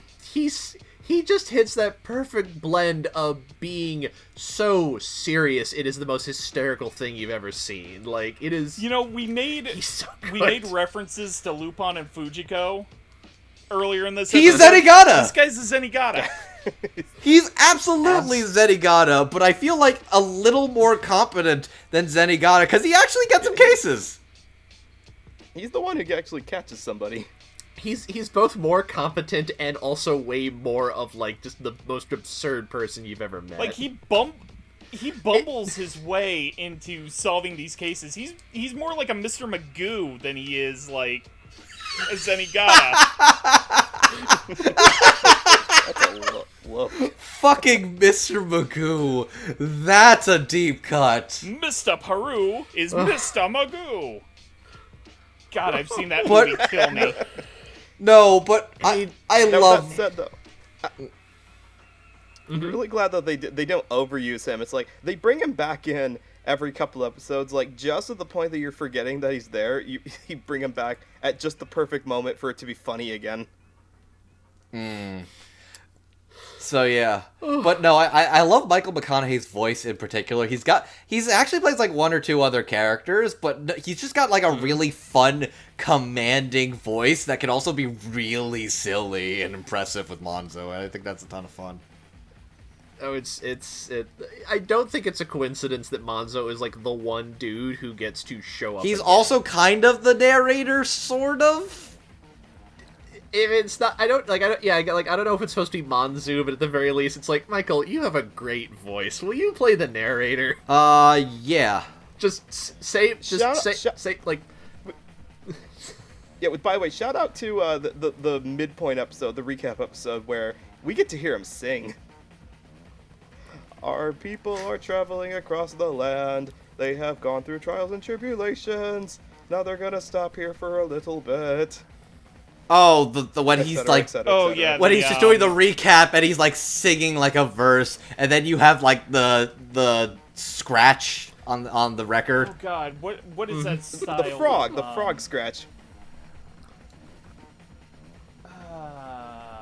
Freestyle? No. Like that was a style of music.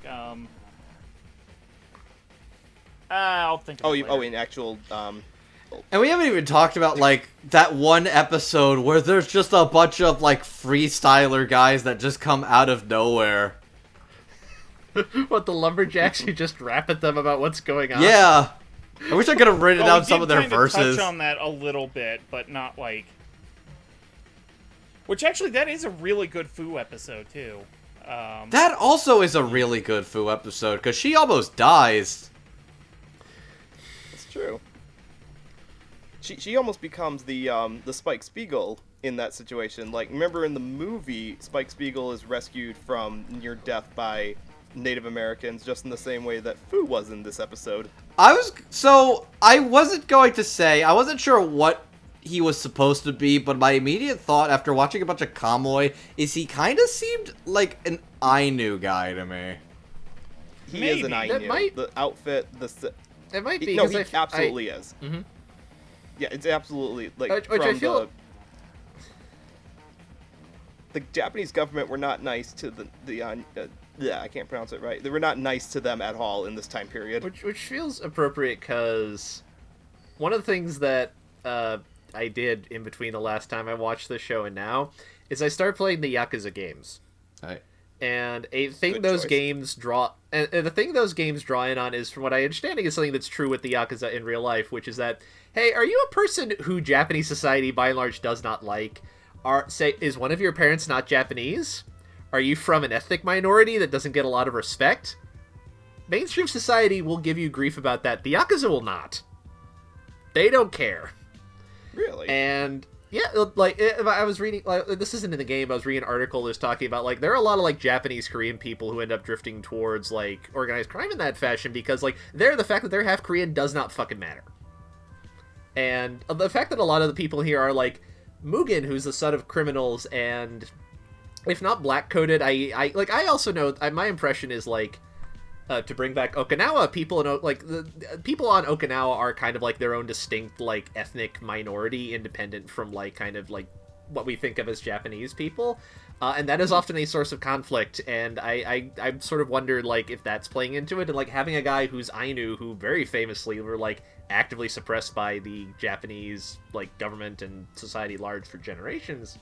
Like, it all makes sense. There's a lot of people who are like, these are the people who don't get respect in, Christians in Edo, Japan. Yeah. Like, we do not want you there. Like, I think they're very much drawing lines between all these, like, entities who, like, are not allowed to fit in mainstream society. It's basically showing a lot of empathy to the people who have been beating down by Japanese society and kind of belittling and mocking, like, the people who are in charge, like the shogunate and the state. Which, that's fucking dope. And also wanted to give a shout out to the native, presumably Ainu man, who in both English and Japanese, bringing back the Lupin references, is Daisuke Jigen. Really? How about in that? Japanese, he is Akio Otsuka, who, as of Part 6 of Lupin is the new voice of Daisuke Jigen after his old one finally retired after a good 50 years. And in English, he's Richard Epcar, the modern-day Tony Oliver-esque company's crew of Daisuke Jigen. There you go. And he was cool! Yeah, he's great. I think I was a little surprised that, like, given that they clearly take advantage of, certain actors will show up repeatedly in here. I was a little surprised that Richard Epcar only showed up once, but, like, they gave him a good role. And I thought it was a great character and, like, an interesting story, because they're like, oh, this dude killed it. Like, it was a bunch of rumors that kind of went around because of, like, what they assumed he was, that he was a savage. And he's like, no, he was a dude whose whole village and family were wiped out because a bunch of colonizers brought a plague, and their solution to the plague was to kill everybody. How very Columbus of you. I mean, it worked. I know. Yeah, I do have to, that is my one big gripe with the dub of the show, is that a lot of actors just reprise and reprise and reprise. I don't get the. I don't hold that too much against it, though, because, like, it is mid-2000s, and, like, right a lot of these characters are one-offs. Yeah, right at that cusp of, like, we're really starting to see, like, the expansion unionized dubs and, like, actors with kind of mixed status and all that, so... Yeah, I kind of got the assumption there's a lot of, like, we're bringing you in for these one or two bigger roles, but also could you just fill out, like, these random people while you're here? Like, we'll tack an extra hour on, you'll get paid a little more. You know, while we're on this subject of people I'm surprised did not show up in the dub more, I'm going to swing this back to probably one of my favorite Fu episodes, which is the one with Shinsuke, which... I don't want to play the card of bringing this back to Cowboy Bebop, but that episode with Shinsuke was, like, the most I directly paralleled Bebop, because that reminded me a lot of Waltz for Venus, of a good kid doing the wrong things for a noble reason, but is still doing the wrong things that ends with his untimely demise. Yeah. You're not the first person to make that parallel. I'm the first person to do it I'm the first person to do it on the Dub Talk podcast on recording, so I can play the card and say, I was the first to thought of that. I'm a genius. My brain is huge. Okay. I mean, it worked in that show too, and it's like, well, don't break what's not broken. But yeah, legitimately, like, I think that's a great Fu episode, because she's kind of just in this circumstance and kind of starts to empathize a lot with him and his mother and the circumstances they're in, and is trying to help him get out before it's too late, and then he just meets luck finally catches up to him, and, like, how you see, like, how's she gonna break that to his poor mother, and she's just kind of like, he's never coming back, is he? Yeah, I kind of figured he was up to stuff.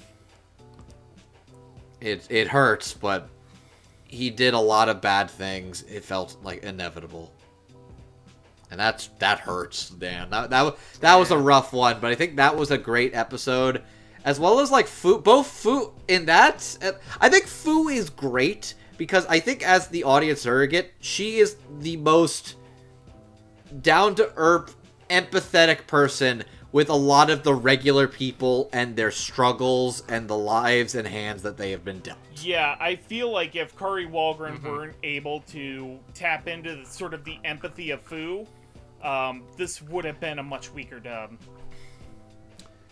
Yeah, I think a thing that really helps both this dub and this show is I think they are very good at...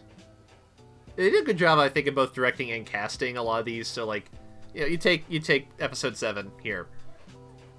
It's like, you know, for what, you know, we need to buy what is going on between Fu and Shinsuke for the episode to work. And it helps that, like, you know, Fu's being played by Kari Walgan. Shinsuke's being played by Johnny Bosch. Even then, these are two very talented actors, but I think they did a good job of making them play off each other really well. They connect really quickly, and they're very cognizant of the fact of like this pairing needs to work, or the episode's just gonna be trash. It's gonna be like, why did we spend 20 minutes watching this? I think I can't really think of any pairings in any of the episodes where it felt off. Like, everybody had the right level of empathy from, like, the one-shot characters, contrasting with the, our main trio, that it never felt off, I don't think. No, I think the show consistently does a very good job of introducing the one-off characters, making you, in the more dramatic episodes at least, making you care about them. Like, it does a very good job of, like, for how big this cast is, I think it does an excellent job of making all those episodes feel like wholes and like self-contained like stories that you can enjoy. I also just think in general that I feel like Fu is the people person that gets to really just identify with a lot of these different characters, and also having different dynamics than these characters would have with characters like Mugen and Jean. I think the biggest example I'd say to compare is with a character all three have interacted with, and that I'm gonna go with Sarah, who, absolutely wonderful, tragic character. A blind shamisen player traveling the countryside who is secretly a government assassin who they're using the fact that they stole her son as leverage to get what they want from her. And she has a very different dynamic, not only with Jean, not only with Fu, but also with Mugen, which I think if Mugen was ever going to actually get some, it probably would have been her. Mugen, I think, makes it clear that, much like Spike Spiegel, he loves a woman who can kick his ass. He wants to quote one Gianni Matrigrano, who has a very convincing Spike Spiegel, he wants a woman who will just actually fucking kill him. Yeah, this is the most, like, sort of tragic and literal example of that. It's like, yes, she can, but not in the fun way. And just in the... And he was actually upset because he was like, Dude, you could have offed me. Why didn't you off me? And she was like, I care about you, you fool. And then... just like I said, I also love that the use of Million Ways to Drum and him throwing her spear is such a great end to that episode. I'm like, oh, that hurts so good.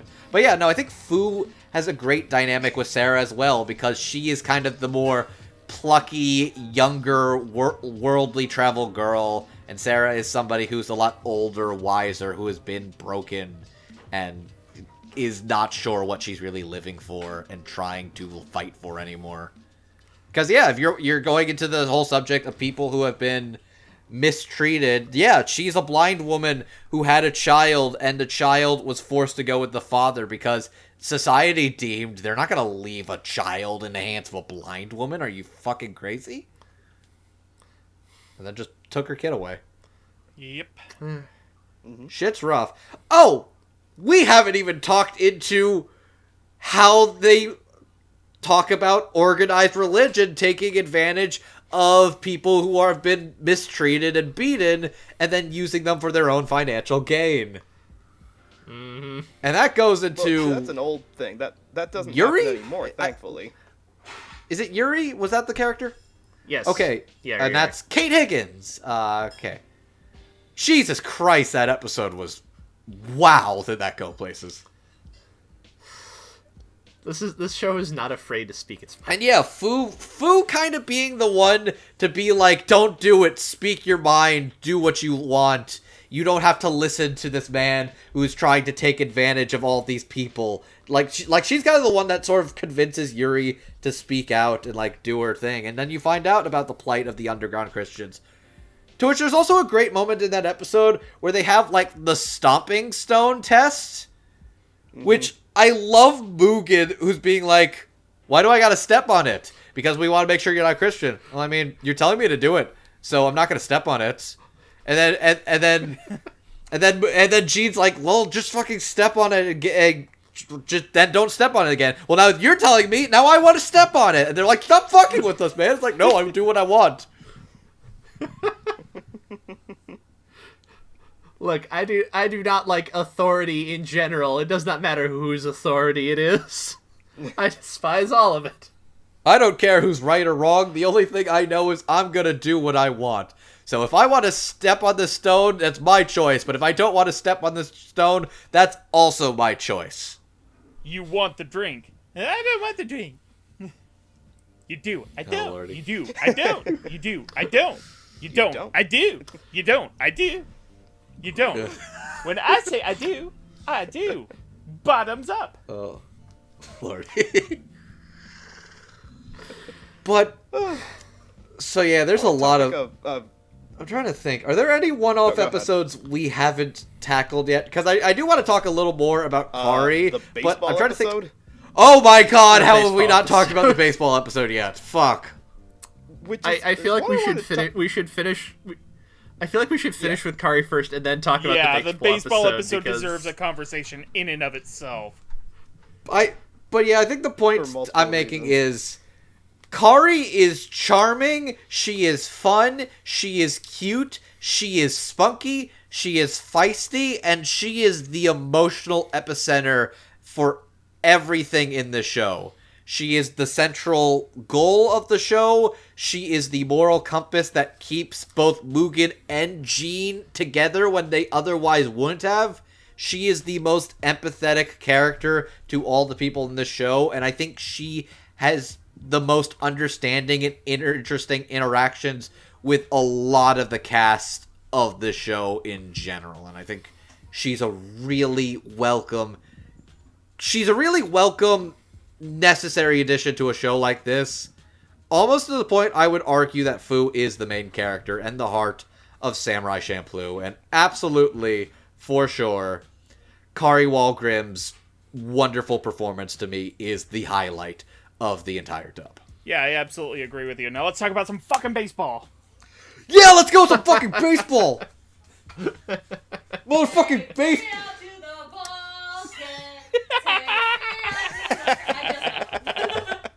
so Steph just got home. so for those of you who haven't seen this show yet, one, what are you doing to yourself? Stop depriving yourself.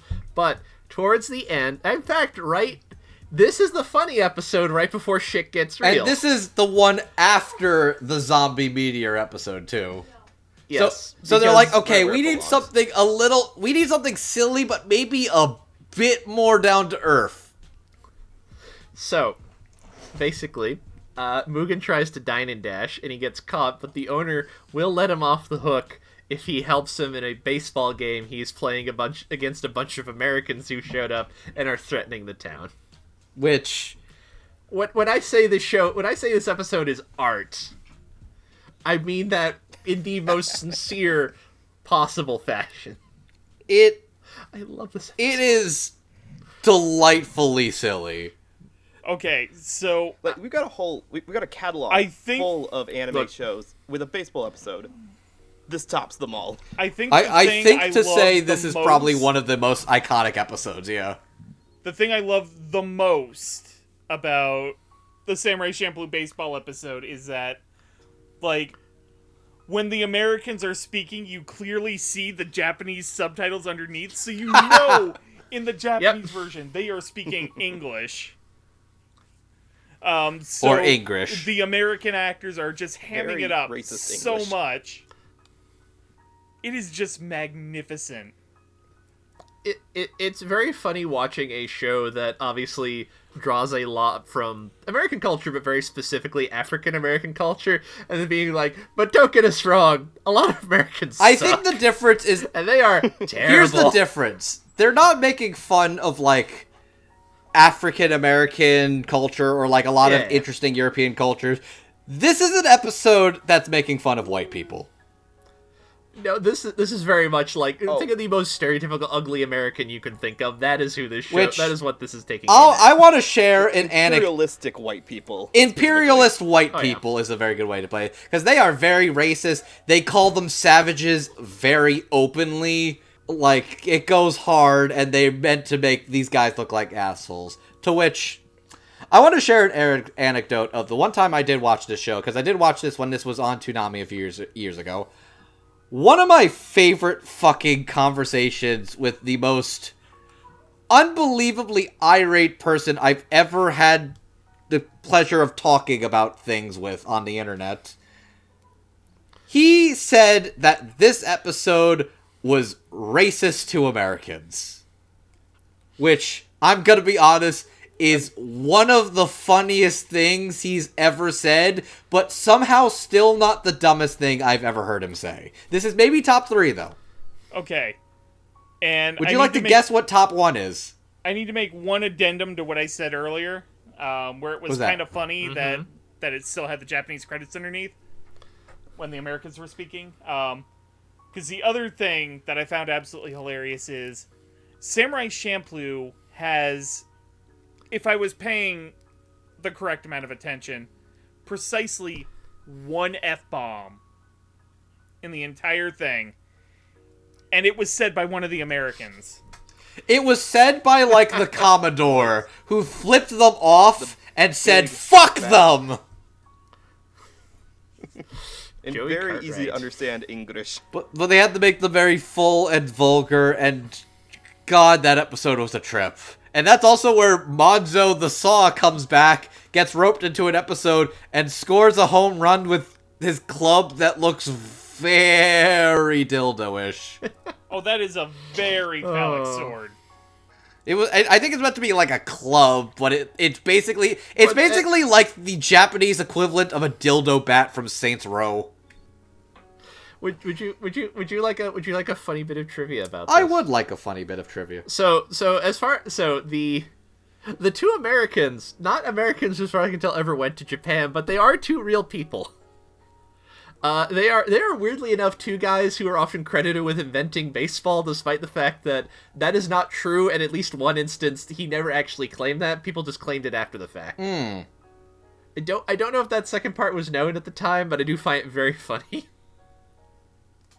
Okay, so there's actually people who went, Americans who went to Japan before Commodore Perry in the 1800s. And actually... No, like Abner Doubleday is a real person who is often credited as being the inventor of baseball, which he's not. Right, no, that... And apparently, Yeah, go ahead. There's an episode of this cartoon, Teacher's Pet, that fully addressed that, and that was the first time I learned, so people who get credit for things aren't always the people who actually invented the thing. It's true. I just find that funny, just like... I also just find it funny because it's like, these guys are... these. The other big difference that happened is that since last time I watched this, I started watching Secret Base videos, so they're doing like the silhouettes of people, it's like, it's Ichiro! I know that now! Because I don't follow fucking baseball, I don't know who Ichiro is other than it's some guy, but now I know! It's funny. This episode's such a delight, I almost don't know what to add. Like, okay, I know you said in the Sunny Boy episode that you would have absolutely loved to have seen a Secret Base episode of the Monkey Baseball. Oh my god, I would... I would fucking die. I would drop dead of joy. Like, actually trying to break down the kill counts of Mugen and Jigen and how that might affect their baseball abilities. So can we give a shout out to a real MVP? The dog. Uh-huh. There isn't anything. I'm not seeing anything in the rulebook that says a dog can't. So it can play baseball. So it can play. He's just holding the bat like a good boy, and that filthy American pig had to go and play dirty. And then they were playing very dirty, and then they were just beating the shit out of each other. See, you already knew. It's a beanball. You already knew the Americans. You already knew the Americans were bad, but that one would intentionally hit a dog is like, electric chair. You're a sociopath. You are all, none of you are free of sin. You know, it's really sad, isn't it, that in this show where so many people die, they don't. They're the ones who make it out alive. Oh yeah. Yeah. Oh. Yeah, but then you don't get that great shot of Mugen standing on the cliff watching them leave with half his face swollen up.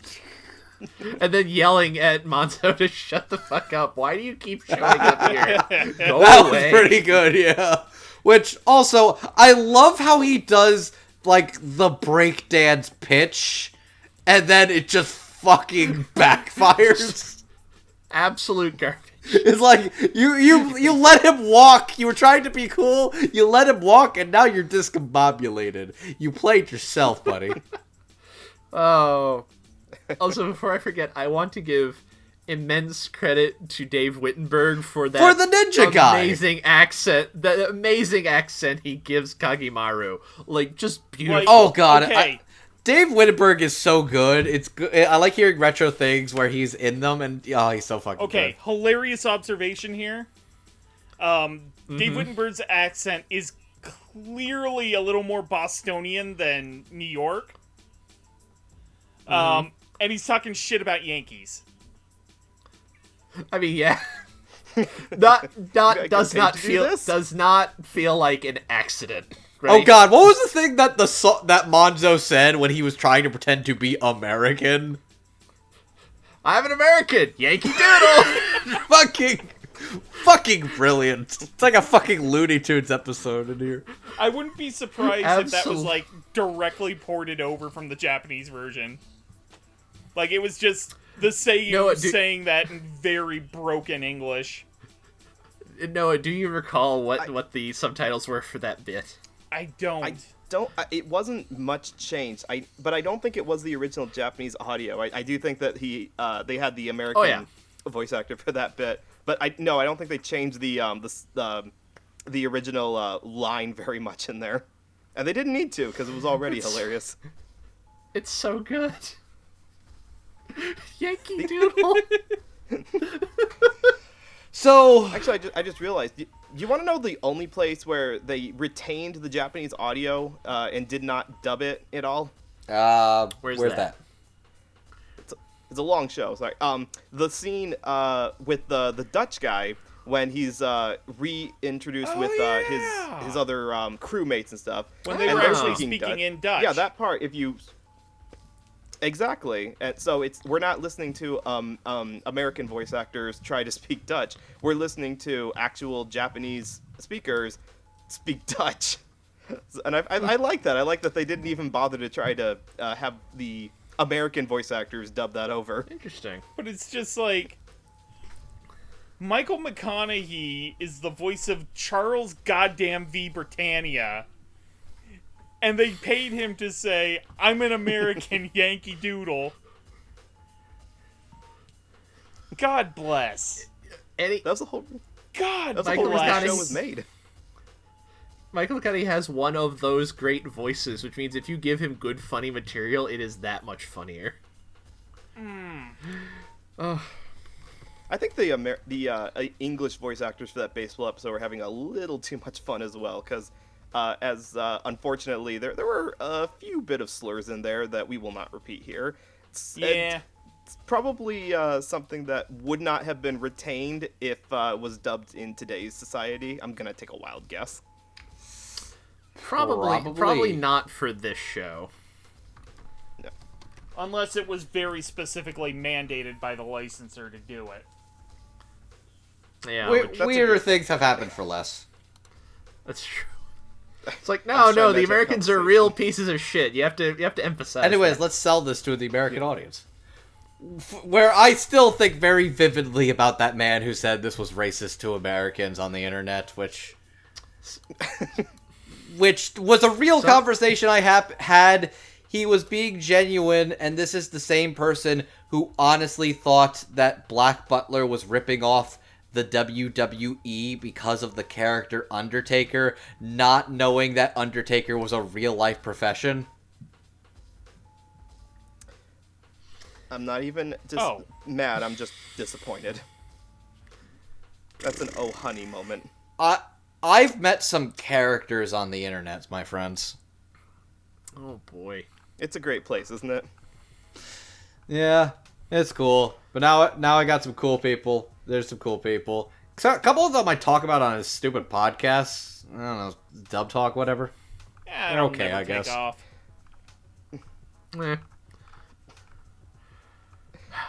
I love you, fuckers. This has been a fun one. Oh yeah. Are there any other episodes or performances that we want to highlight? Go down Dave the list here. Dave Wittenberg as an actor should do more things. He's good. And Yeah, I agree to that. Paul St. Peter doing like a fake Dutch accent is just chef kiss. I also want to give a shout out to William Frederick Knight, who like even 25 years ago was still doing the old man voice, and now he's like 88. I credit where And he's credit's- also in very funny Netflix comedy shows with Yeah, oh god, what's his name? Tim Robinson. Yeah. He He was in a very great episode of I Think You Should Leave. He does not look like he is in his 80s. He is aged remarkably Good. well. Like, he still looks old, but, like, not 80s old. I'm just literally looking at some of the stuff. Oh shit, he's Danzo in Naruto. Oh yeah. God, there's some pieces of shit in Naruto. That dude's up there. And at least he doesn't get redeemed. He gets offed by somebody who does get redeemed later. Naruto's wild. Alright.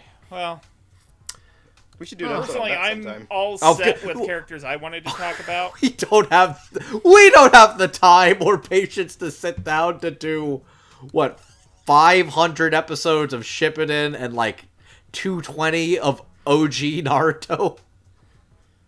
Yeah, fuck no. Not That's with gonna that be like 2 attitude. years of research. Coming soon, the first Dub Talk miniseries. Oh, fuck off.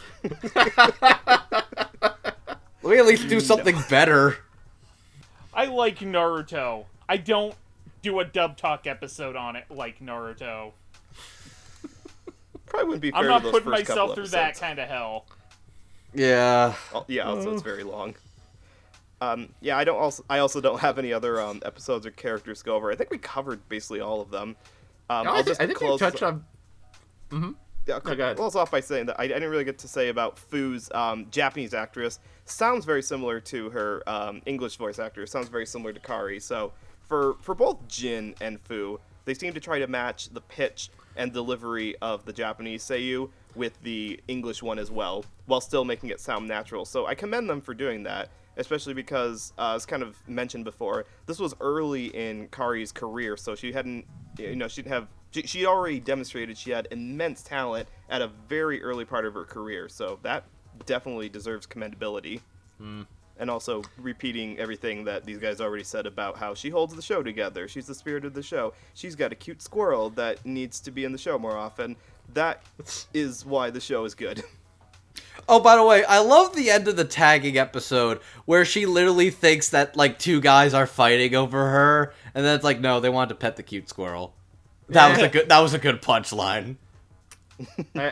I just cap off talking about Kari as well. In the last few years, I've watched this Fooly Cooly and Last Exile, and it is definitely struck me because Kari's a good actress. I already know that, but it sort of struck me how how good and how nice a range she already had, even relatively early in her career. She was doing really good work from pretty much off the bat, and I'm happy that she's just succeeded so much. I don't know, it's nice. Yeah. It's nice to see somebody who you've just seen for almost the entire time they've been a public figure just keep getting better. It's nice. For sure. Yeah. She's also the king of Camelot. Yes. Fate. Fate. And then you're gonna ask which one, and I just say we don't have time. Yes. We really ain't got time for that. In that case, gentlemen, let's. I mean, I think we've kind of we've given our opinions. But let us wrap this up for our final thoughts before we get to other logistics. Sure. Andrew, you want to start us off? This was a very fun show that I had remembered way less of than I thought. So a lot of this rewatch kind of felt like watching a show for the first time with like a few of the beats I was familiar with, but like a lot of this I really did not remember. I think this is, in some ways, it is a little better and a little worse than I remember it. I think the main plot intrigue episodes are some of them are pretty weak. But I think a lot of the episodes that are based around the characters in interesting scenarios with interesting stories and characters. I also think a lot of the fun episodes are way funner than in general. And this is a pretty good dub with a couple of pretty standout performances in general. But, man, the soundtrack of this is untouchable. It's good shit. And honestly, I'm just glad I got to talk about this one again and get a chance to talk about the fact that, man, Nujabes, rest in peace, my dude. You did the good shit. Mm-hmm. This was a fun show to revisit. Thanks for having me, Amon. Happy Merry birthmas, my friend. Thank you. Who wants to go next? Yeah, I'll go next. Sure. This is a really interesting show to revisit. Like probably most of us here, I caught it in the original Adult Swim run, so I didn't quite remember as much of it as I thought I did, like Andrew. But coming back to it, like 20 years later, it's just like I had forgotten how just pitch perfect that dub is. And like a baseball. Yeah. And just the entire structure of the show is just like I miss that. I miss like two core, almost completely episodic, just characters shooting the shit. Road trip movies or shows. Yeah, like the kind of road trip shows that you can more or less watch episodes out of order, and it's just like you're completely fine. Like on broadcast television. Rest in peace. I have one question though, because you guys said that some of you actually caught this on the Adult Swim block. How did they get around the foul language for broadcast? Did they bleep it or mute it? Record scratches. Yeah, yeah. Gotcha. Yeah, I think because it was on late enough, some of it could like fly by itself. I think they usually just basically just bleeped out anything they couldn't have on there. Gotcha. Which I actually, for the longest time, thought that was just how it was until I popped in the Blu-rays. If you're going to do that, that is the correct way. Who has old TiVo recordings we can find? And I mean, I even had the DVDs for a time. Mm-hmm. So yeah. But this was a really pleasant show, and like the core cast of 3, I don't think you could have replaced any of them. They just work together against each other so well. So yeah, absolute thumbs up here. Yeah, Noah? I'm gonna be slightly dissenting on this. Not necessarily on views of the dub, because yes, if you're going to dub this particular show, which is set in old world Japan, but is coded with a whole lot of modern anachronistic language and topics, then yes, this is how you dub it. I'm going to be less complimentary in the fact that I'm not entirely sure what version of this I'd recommend to someone to watch. Like, yes, the dub is very good, but I feel like there's some parts that do get lost in the translation for it not being Japanese dialogue that goes with a lot of the things that you kind of have to know a little bit about Japan's history or wordplay to get a little bit. There's a bit in, was it the scene with the counterfeiting people? They find some gold coins, and there's a nice back and forth where Mugen says like, "We've hit pot jackpot, whatever. We're gonna be filthy bitches." You mean filthy rich? And that's not what was in the original. They did translate it, but it's just little things like that, and knowing about the background about what was going on in Japan at the time that does feel like you need to know a little bit more about that world to understand it entirely. But I don't think that many people needed that. Like, as evidenced by my three gentlemen here, they enjoyed the show just fine with just the way that it was in the dub. So for that sense, I can say it's as good as it could possibly be. And I know. Watch it both ways. You can't. That's true. You could do both. Watch it twice. So Gene did. Yeah. Gene did both. Well said. And Mugen didn't. Because Mugen's a fucking virgin. I'm gonna stand by that. No. Write in the comments, do you think Mugen got it or not? Can Mugen get it? If that starts a flame war, I'm gonna laugh my ass off. But yeah, it's this was an interesting thing to kind of revisit. Like Andrew, I had seen this actually very recently. I saw it for the first time like in 2020 or 2019, I can't remember, and remembered very little, or remembered not as much of it as I feel like I should have. And that's why I really wanted to give this a revisit, and did like it more upon a rewatch, I think. Still has its weak points with the writing, but honestly, we're here to talk about the dub.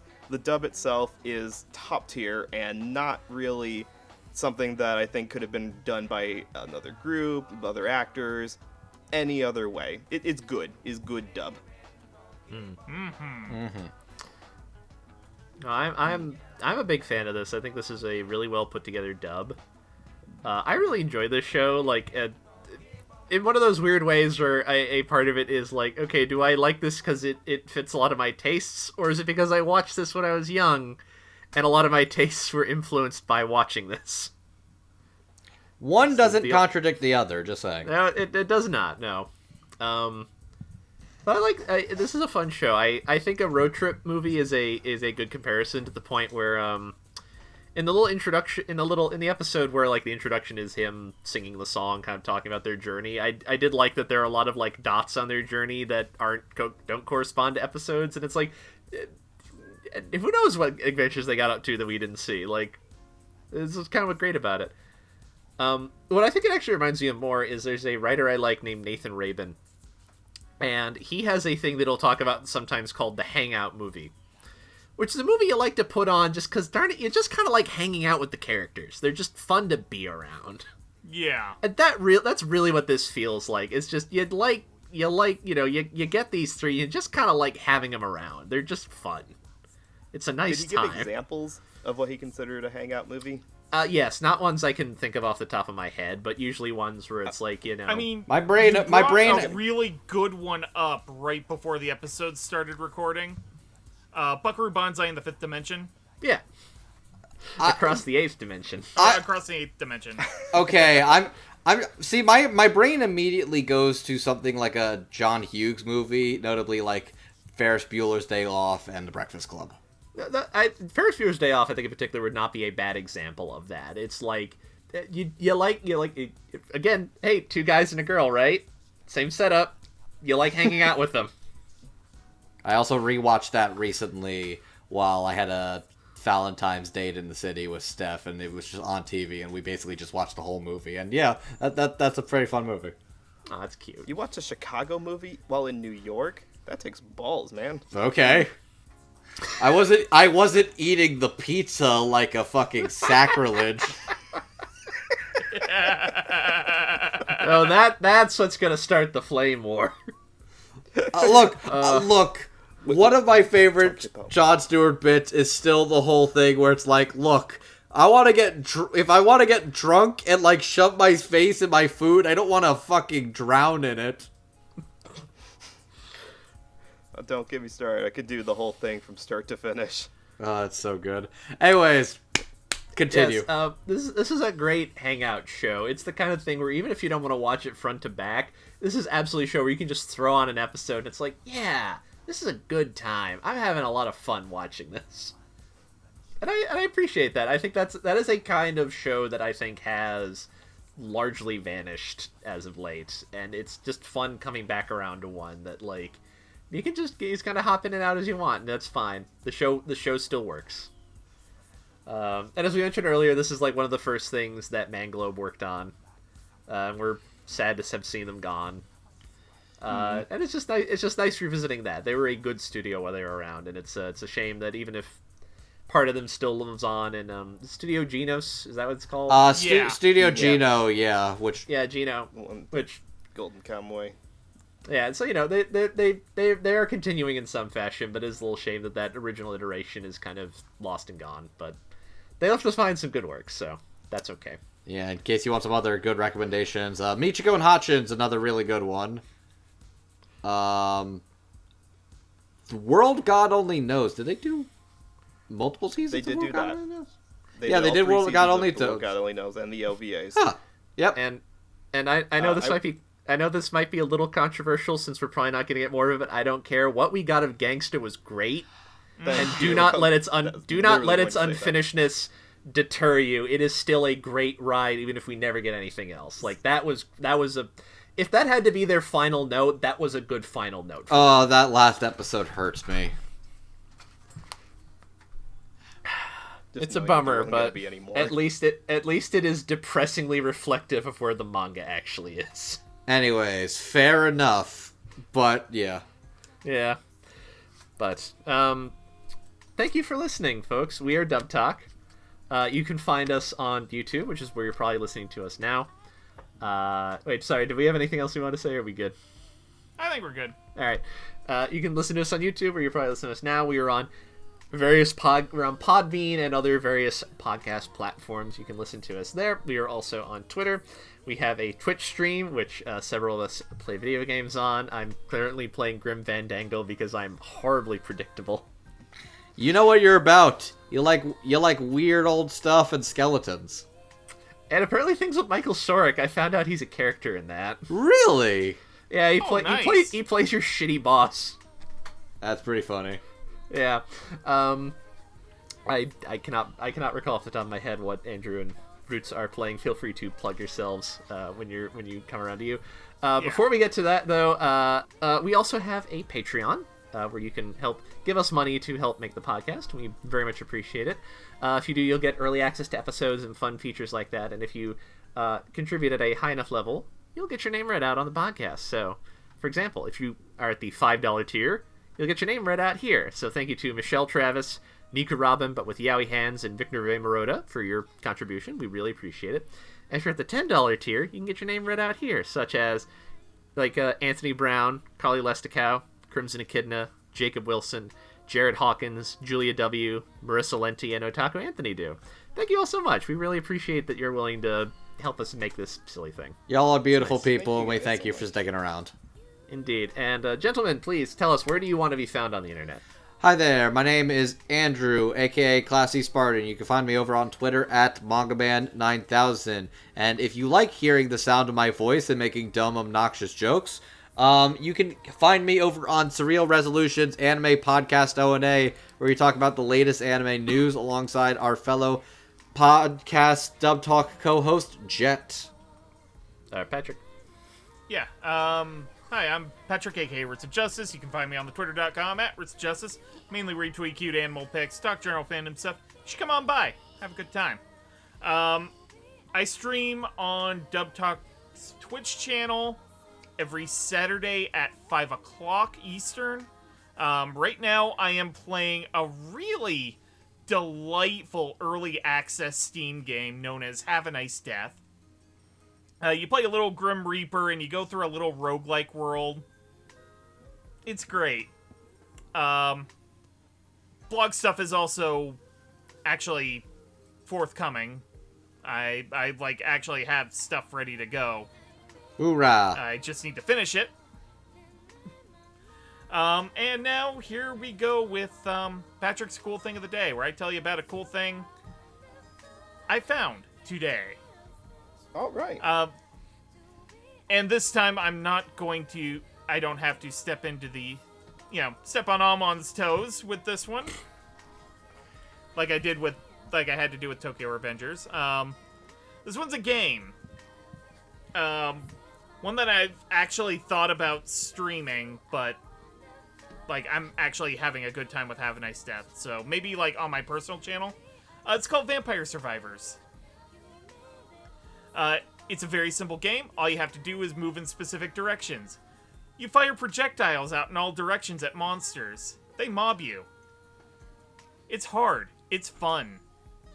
You are going to pull out hair. And it's like $3 on Steam, so have at it. I'm all set. Cool. All right, Noah. I don't really know what to add because I've never heard of a video game in my life. So all of these things these people have been mentioning, I have no idea what they're talking about. It's a foreign Don't your language. children play video games? They play Minecraft. That's still a video game. It is, but you're not going to watch it. Well, I take it back. You will watch people play Minecraft on Twitch, just probably not the way that we do it. So, and I don't really play it either, so that's the extent of my knowledge of video games at the moment.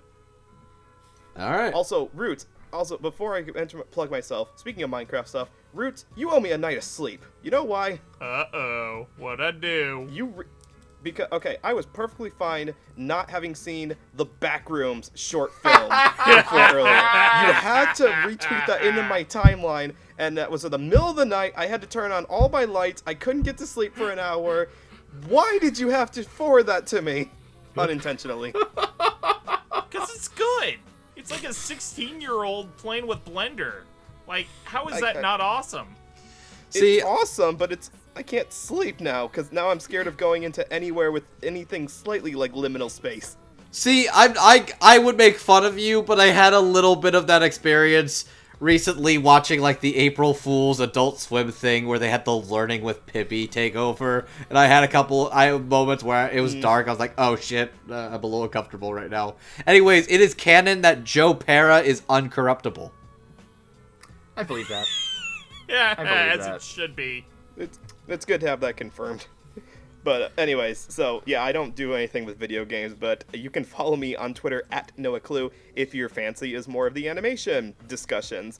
We got a whole ongoing discourse right now about animation being underrepresented or underappreciated at the Oscars. You better believe that I had words about that. Really, really needs to stop being relegated to it's fairy tales, and we had to listen to Encanto a million times a day. I did have to listen to Encanto a million times because of my kids, but I watch more cartoons than just that, people.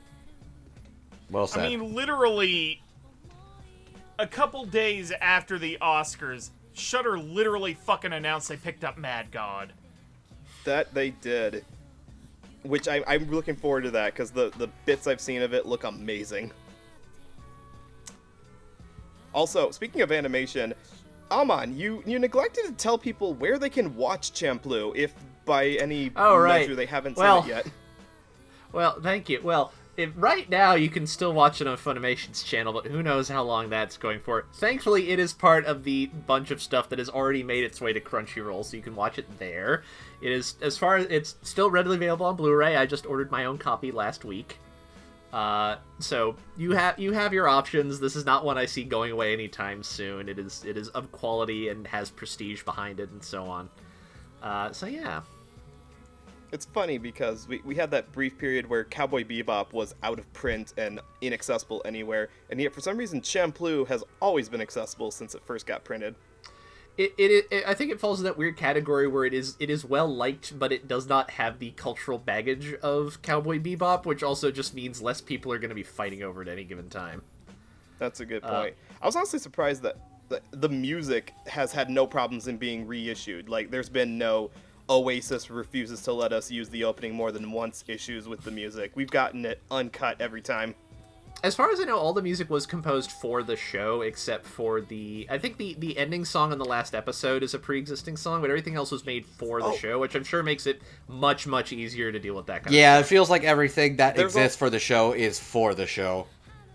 There's one more, at the end of the episode with, oh god, was it? The one with,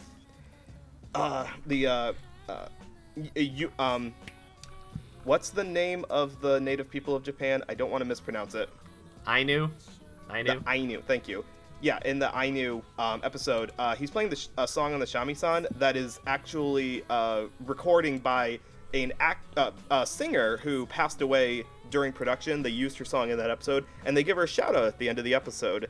I took a shot. Oh, is that who that was? Oh, Yeah, it's like cool. something Akada, I think was her name. I know what she you're talking was, about. So that was one of the cool. ones that wasn't made for the show. But yeah, I think you're right. Besides a couple of examples, most of it were for this production. Mm-hmm. Yeah, and anything that wasn't was probably just like a one-off. Mm-hmm. Which Okay, makes it Right. much easier. Yeah. I'll say this. There's one person I really want to talk about the music in the show, and that's you, Amon.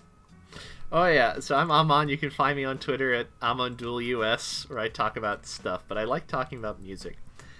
And I'm going to be really upfront with you.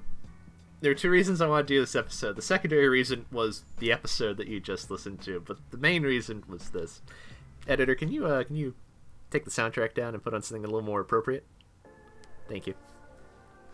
So as we mentioned earlier, the music here is great. It's a Watanabe production. The music is fantastic, and the OST I actually think sounds very cohesive for something that was ultimately made by 4 distinct individuals. As Andrew mentioned earlier, you have Tsuchi, who's a member of a hip-hop group called Shaka Zombie, who apparently he's like a friend of Watanabe's. Apparently, that's part of the reason he was working on this show. You also have Fat John, who I think is from Philadelphia, I think maybe. He apparently was a fan of Watanabe's. He actually cried when he got invited to like work on this, which I think is Good for that's him. neat. Yeah, no, good. No, that rocks. Like, good for him. That's an appropriate response. Yeah, I'd cry. Like, yeah, absolutely. There's Fortune Nature, who are a production duo. They're all great. But I want to talk about the last guy for a little bit. There's a guy named Jun Seba. He was born in Nishi Azubu, which is a district in Tokyo. He was born February 7th, 1974. I would love to give you some kind of, like, fun factoid about his youth, but as far as I can tell, there's not a lot written about him prior to him getting known as a music producer in the very late 90s. I can tell you, apparently, the first thing he ever put out that wasn't like a mixtape was a bootleg remix of a Nas song, and that's fun. Nice. However, by the time he got known, he did pretty well for himself. He had started an independent label called Hideout Productions. He owned a couple of record stores that were known as, like, the underground places to buy hip-hop, like, underground hip-hop stuff in Tokyo. He was good. He was up and coming. He was producing stuff for people. And he just wanted to have a name for himself because, you know, it's the 90s. You don't put your own name on stuff. You don't use your government name for your music. That's silly. You know, what self-respecting rapper does that? Now they do it, not then. So, alright, he needs a pseudonym. Well, he decided, I'll just take the syllables of my name and spin them around. And that's how we get Nujabes. Is that what Nujabes is? Yeah, John Seba is Nujabes backwards. Oh my god. Yep, that's it. All he needed was an X, and then he could have been a member of Organization 13. God damn it. Now that's a deep cut. Now, talking about Nujabes kind of feels hard in this day and age because his legend is so great. He's such a wonderful depths craftsman. He's so good at like integrating samples and making these just wonderful, wistful, melancholic songs. They're so full of emotion but still relaxing. But he I think is very important to the sound of this show. Even if, like, proportionally, I think he does not do the majority of the music. Tsuchi, I think, probably has, like, pound for pound the most music, but he's very important. Case in point, the first thing you hear in this show is Battlecry by Shingo 2. That is built on a Nujabes beat. The last thing you hear for most of the episodes is Shiki. Yeah, exactly. It's a very good opening. That's a Hijacked my own segment. Way more in the show itself. And the thing you hear in the last thing you hear in most episodes is Shiki no Uta by Minmi, which is also built on a Nujabes beat. So his sound, I think, is very critical to why the show sounds like that. My actual understanding is when Watanabe was thinking about the whole, like, you know, I want to do something in feudal Japan, but with hip-hop, Nujabes was the first thing that popped into his head as far as what that should sound like. And, you know, obviously he's big, you know, as we brought up earlier, he's one of the lo-fi hip-hop guys. He's one of the dudes who, like, even if he doesn't show up on that lo-fi hip-hop channel on YouTube that often, that is the aesthetic they're going for is one he helped create.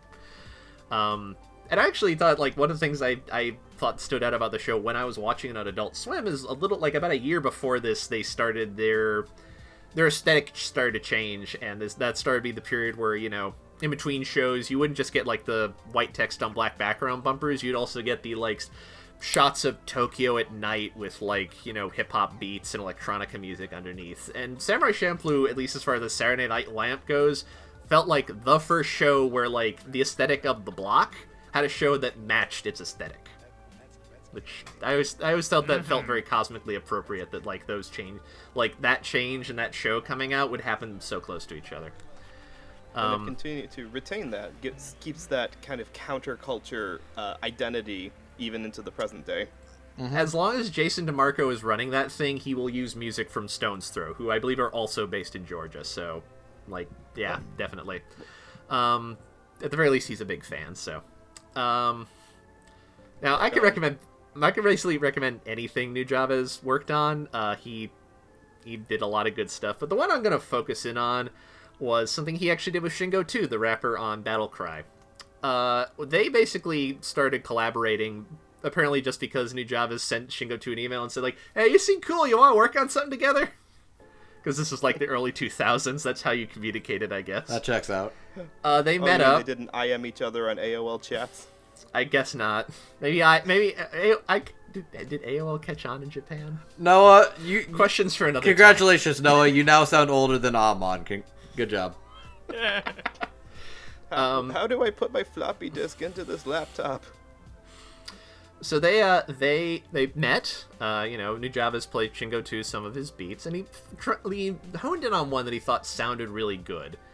It's sort of it's built around a nice melodic, melancholic jazz piano line and like a little bit of a Richard Pryor routine. And he had made this beat for someone else, but Shingo 2 convinced him to let him use it. And that turned into a song called Love Sick, spelled LUV parentheses SIC yes! parentheses. Oh, which God, that's... if you've heard this song, it is basically Shingo 2 singing about hip hop and how important hip hop is to him. And this ended up becoming a series they did. They followed it up with Love Sick Part 2 and Love Sick Part 3 in 2002 and 2003. And they were good there. And Shingo 2 thought they were done, but Nujabes suggested, no, we should do more of these. These are good. And so Shingo 2 was like, okay, if you come up with 3 more beats that inspire me, I will do 3 more parts. Guess what he did? Yeah, well, he made a Part 4, which came out in 2011, and he made a Part 5 that came out in 2012. And here's where we get to the sad part of the story. Oh. On February 26, 2010, Nujabes is involved in a traffic accident on the Shudo Expressway and passes away. Now, by the time this had happened, the beats for 4 and 5 had been made. They didn't get released until later, but they've been made. Part 6 is a mystery.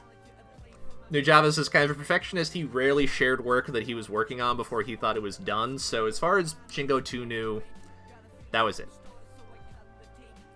Except, a couple years later, or I forget how long, but like a little bit later, he's visiting a record store and he meets with the manager of Hideout Productions, who informs him that after the accident, they recovered Nujabes' cell phone. There was an audio file on that cell phone entitled Love Sick Grand Finale. No way. God. And he played it for him, and it's like, this is it. And they tweaked it a little bit to give it that last edge. He made a song for it, and on February 26, 2013, the 3rd anniversary of Nujabes' passing, it gets released. So listen to everything he did, but that's the one I'm going to recommend for this episode. I actually didn't know about the story of that final part. That's a lot, right? That is way better than like we went through his deleted demos or something like that. That is a gift right there. Nope, one last masterpiece from Beyond the Veil. That's incredible. That's incredible. Wow. So listen to that. That should have been an episode. Yeah, right. So listen to that. But say like you are weebs out there listening. You may well know Nujabes already. You may want something else.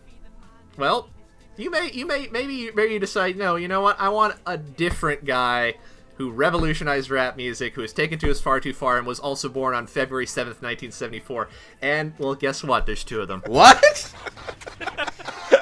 On that same day, we step away from Japan for now. We are going to Detroit, Michigan, where on that same day, February 7th, 1974, a man is born named James DeWitt Yancey. James DeWitt Yancey, he's the son of like an opera singer and a R&B singer. He's a talented guy. His big break basically comes in the 90s when a friend of his gets him to meet Q-Tip of A Tribe Called Quest, who hears some of his beats, and it's like, oh, I need to work with this guy immediately. And so he does, and he starts becoming a big-name producer. He works with people like The Pharcyde and De La Soul and Janet Jackson. He starts becoming a name for himself. He actually starts getting a little tired of the fact that he's part of a production collective with Q-Tip and a few other people. And he starts getting a little tired of the fact that Q-Tip keeps getting the credit for his beats because it's just credited to the production crew. So he starts breaking out on his own. He has his own group called Slum Village. He eventually starts going solo, and for this part, he's usually been going under the name... He's been going under the name JD. But when he releases his first solo album, he decides he's going to switch up his name a little. He starts calling himself J Dilla. Oh no! Yes, so this is where I inform you that J Dilla and Nujabes were literally born on the same day. Get the fuck out! So if you like rap music, you probably knew exactly where this is going because J Dilla is a fucking god at this point. He is an astonishingly talented man, who. Just amazing production work. I certainly know that, like, the first time I heard a J Dilla song, I didn't know it was a J Dilla song, but I actually remember hearing Waves from Donuts on Adult Swim Saturday nights and thinking, man, this is great. I wonder what this song is. This is amazing. And years later being like, oh. And it samples one of my favorite bands, so, like, that's great. But as I alluded to earlier, unfortunately... This has a sad ending as well. In the early 2000s, J Dilla is diagnosed with lupus and a rare blood disease called thrombotic. I'm not going to try and pronounce that. It's too long, but rare blood. It's rough, basically. Rare blood disease. Rare blood disease. He spends much of 2005 in the hospital, but Dilla, has such astonishing work ethic that they're still putting out material by him now. Like, I'm not going to sit on my laurels. I'm going to record. He makes an album that ultimately has 31 tracks on it. 29 of those are made in that hospital bed with a portable record player and his preferred sampler, which is solid, but from my understanding is pretty basic by the standards of what actual hip-hop producers use. But he makes it. It's completed. It gets delayed a little bit because his label believes in it. Their distributor thinks, come on, this thing's going to sell 10,000 units? Please. They're wrong on that point, but we'll get to that. But it does mean that on February 7th, 2016, his 32nd birthday, his album Donuts gets to come out. Donuts is a masterwork. If you've not heard Donuts, stop listening to this. Go listen to Donuts. It'll take you about 50 minutes, and your life will be better for it. Okay. See ya. Unfortunately, it is wonderful. It's such a wonderful mix of just hip-hop, electronica, weird classical music, rock songs, there's advertising jingles, there's everything in there. It is amazing. Dilla sadly got to live long enough to see that, but 3 days later he unfortunately passed away of everything that was happening to him. But he is a great guy. As far as I know, I don't think Nujabes and Dilla are ever particularly aware of each other. I could buy Nujabes at least maybe knew of Dilla, since I think even at the time his legacy was kind of on the rise, but they always feel kind of connected in my mind. It's just these two dudes who, like, really made this wonderful, distinct kind of music.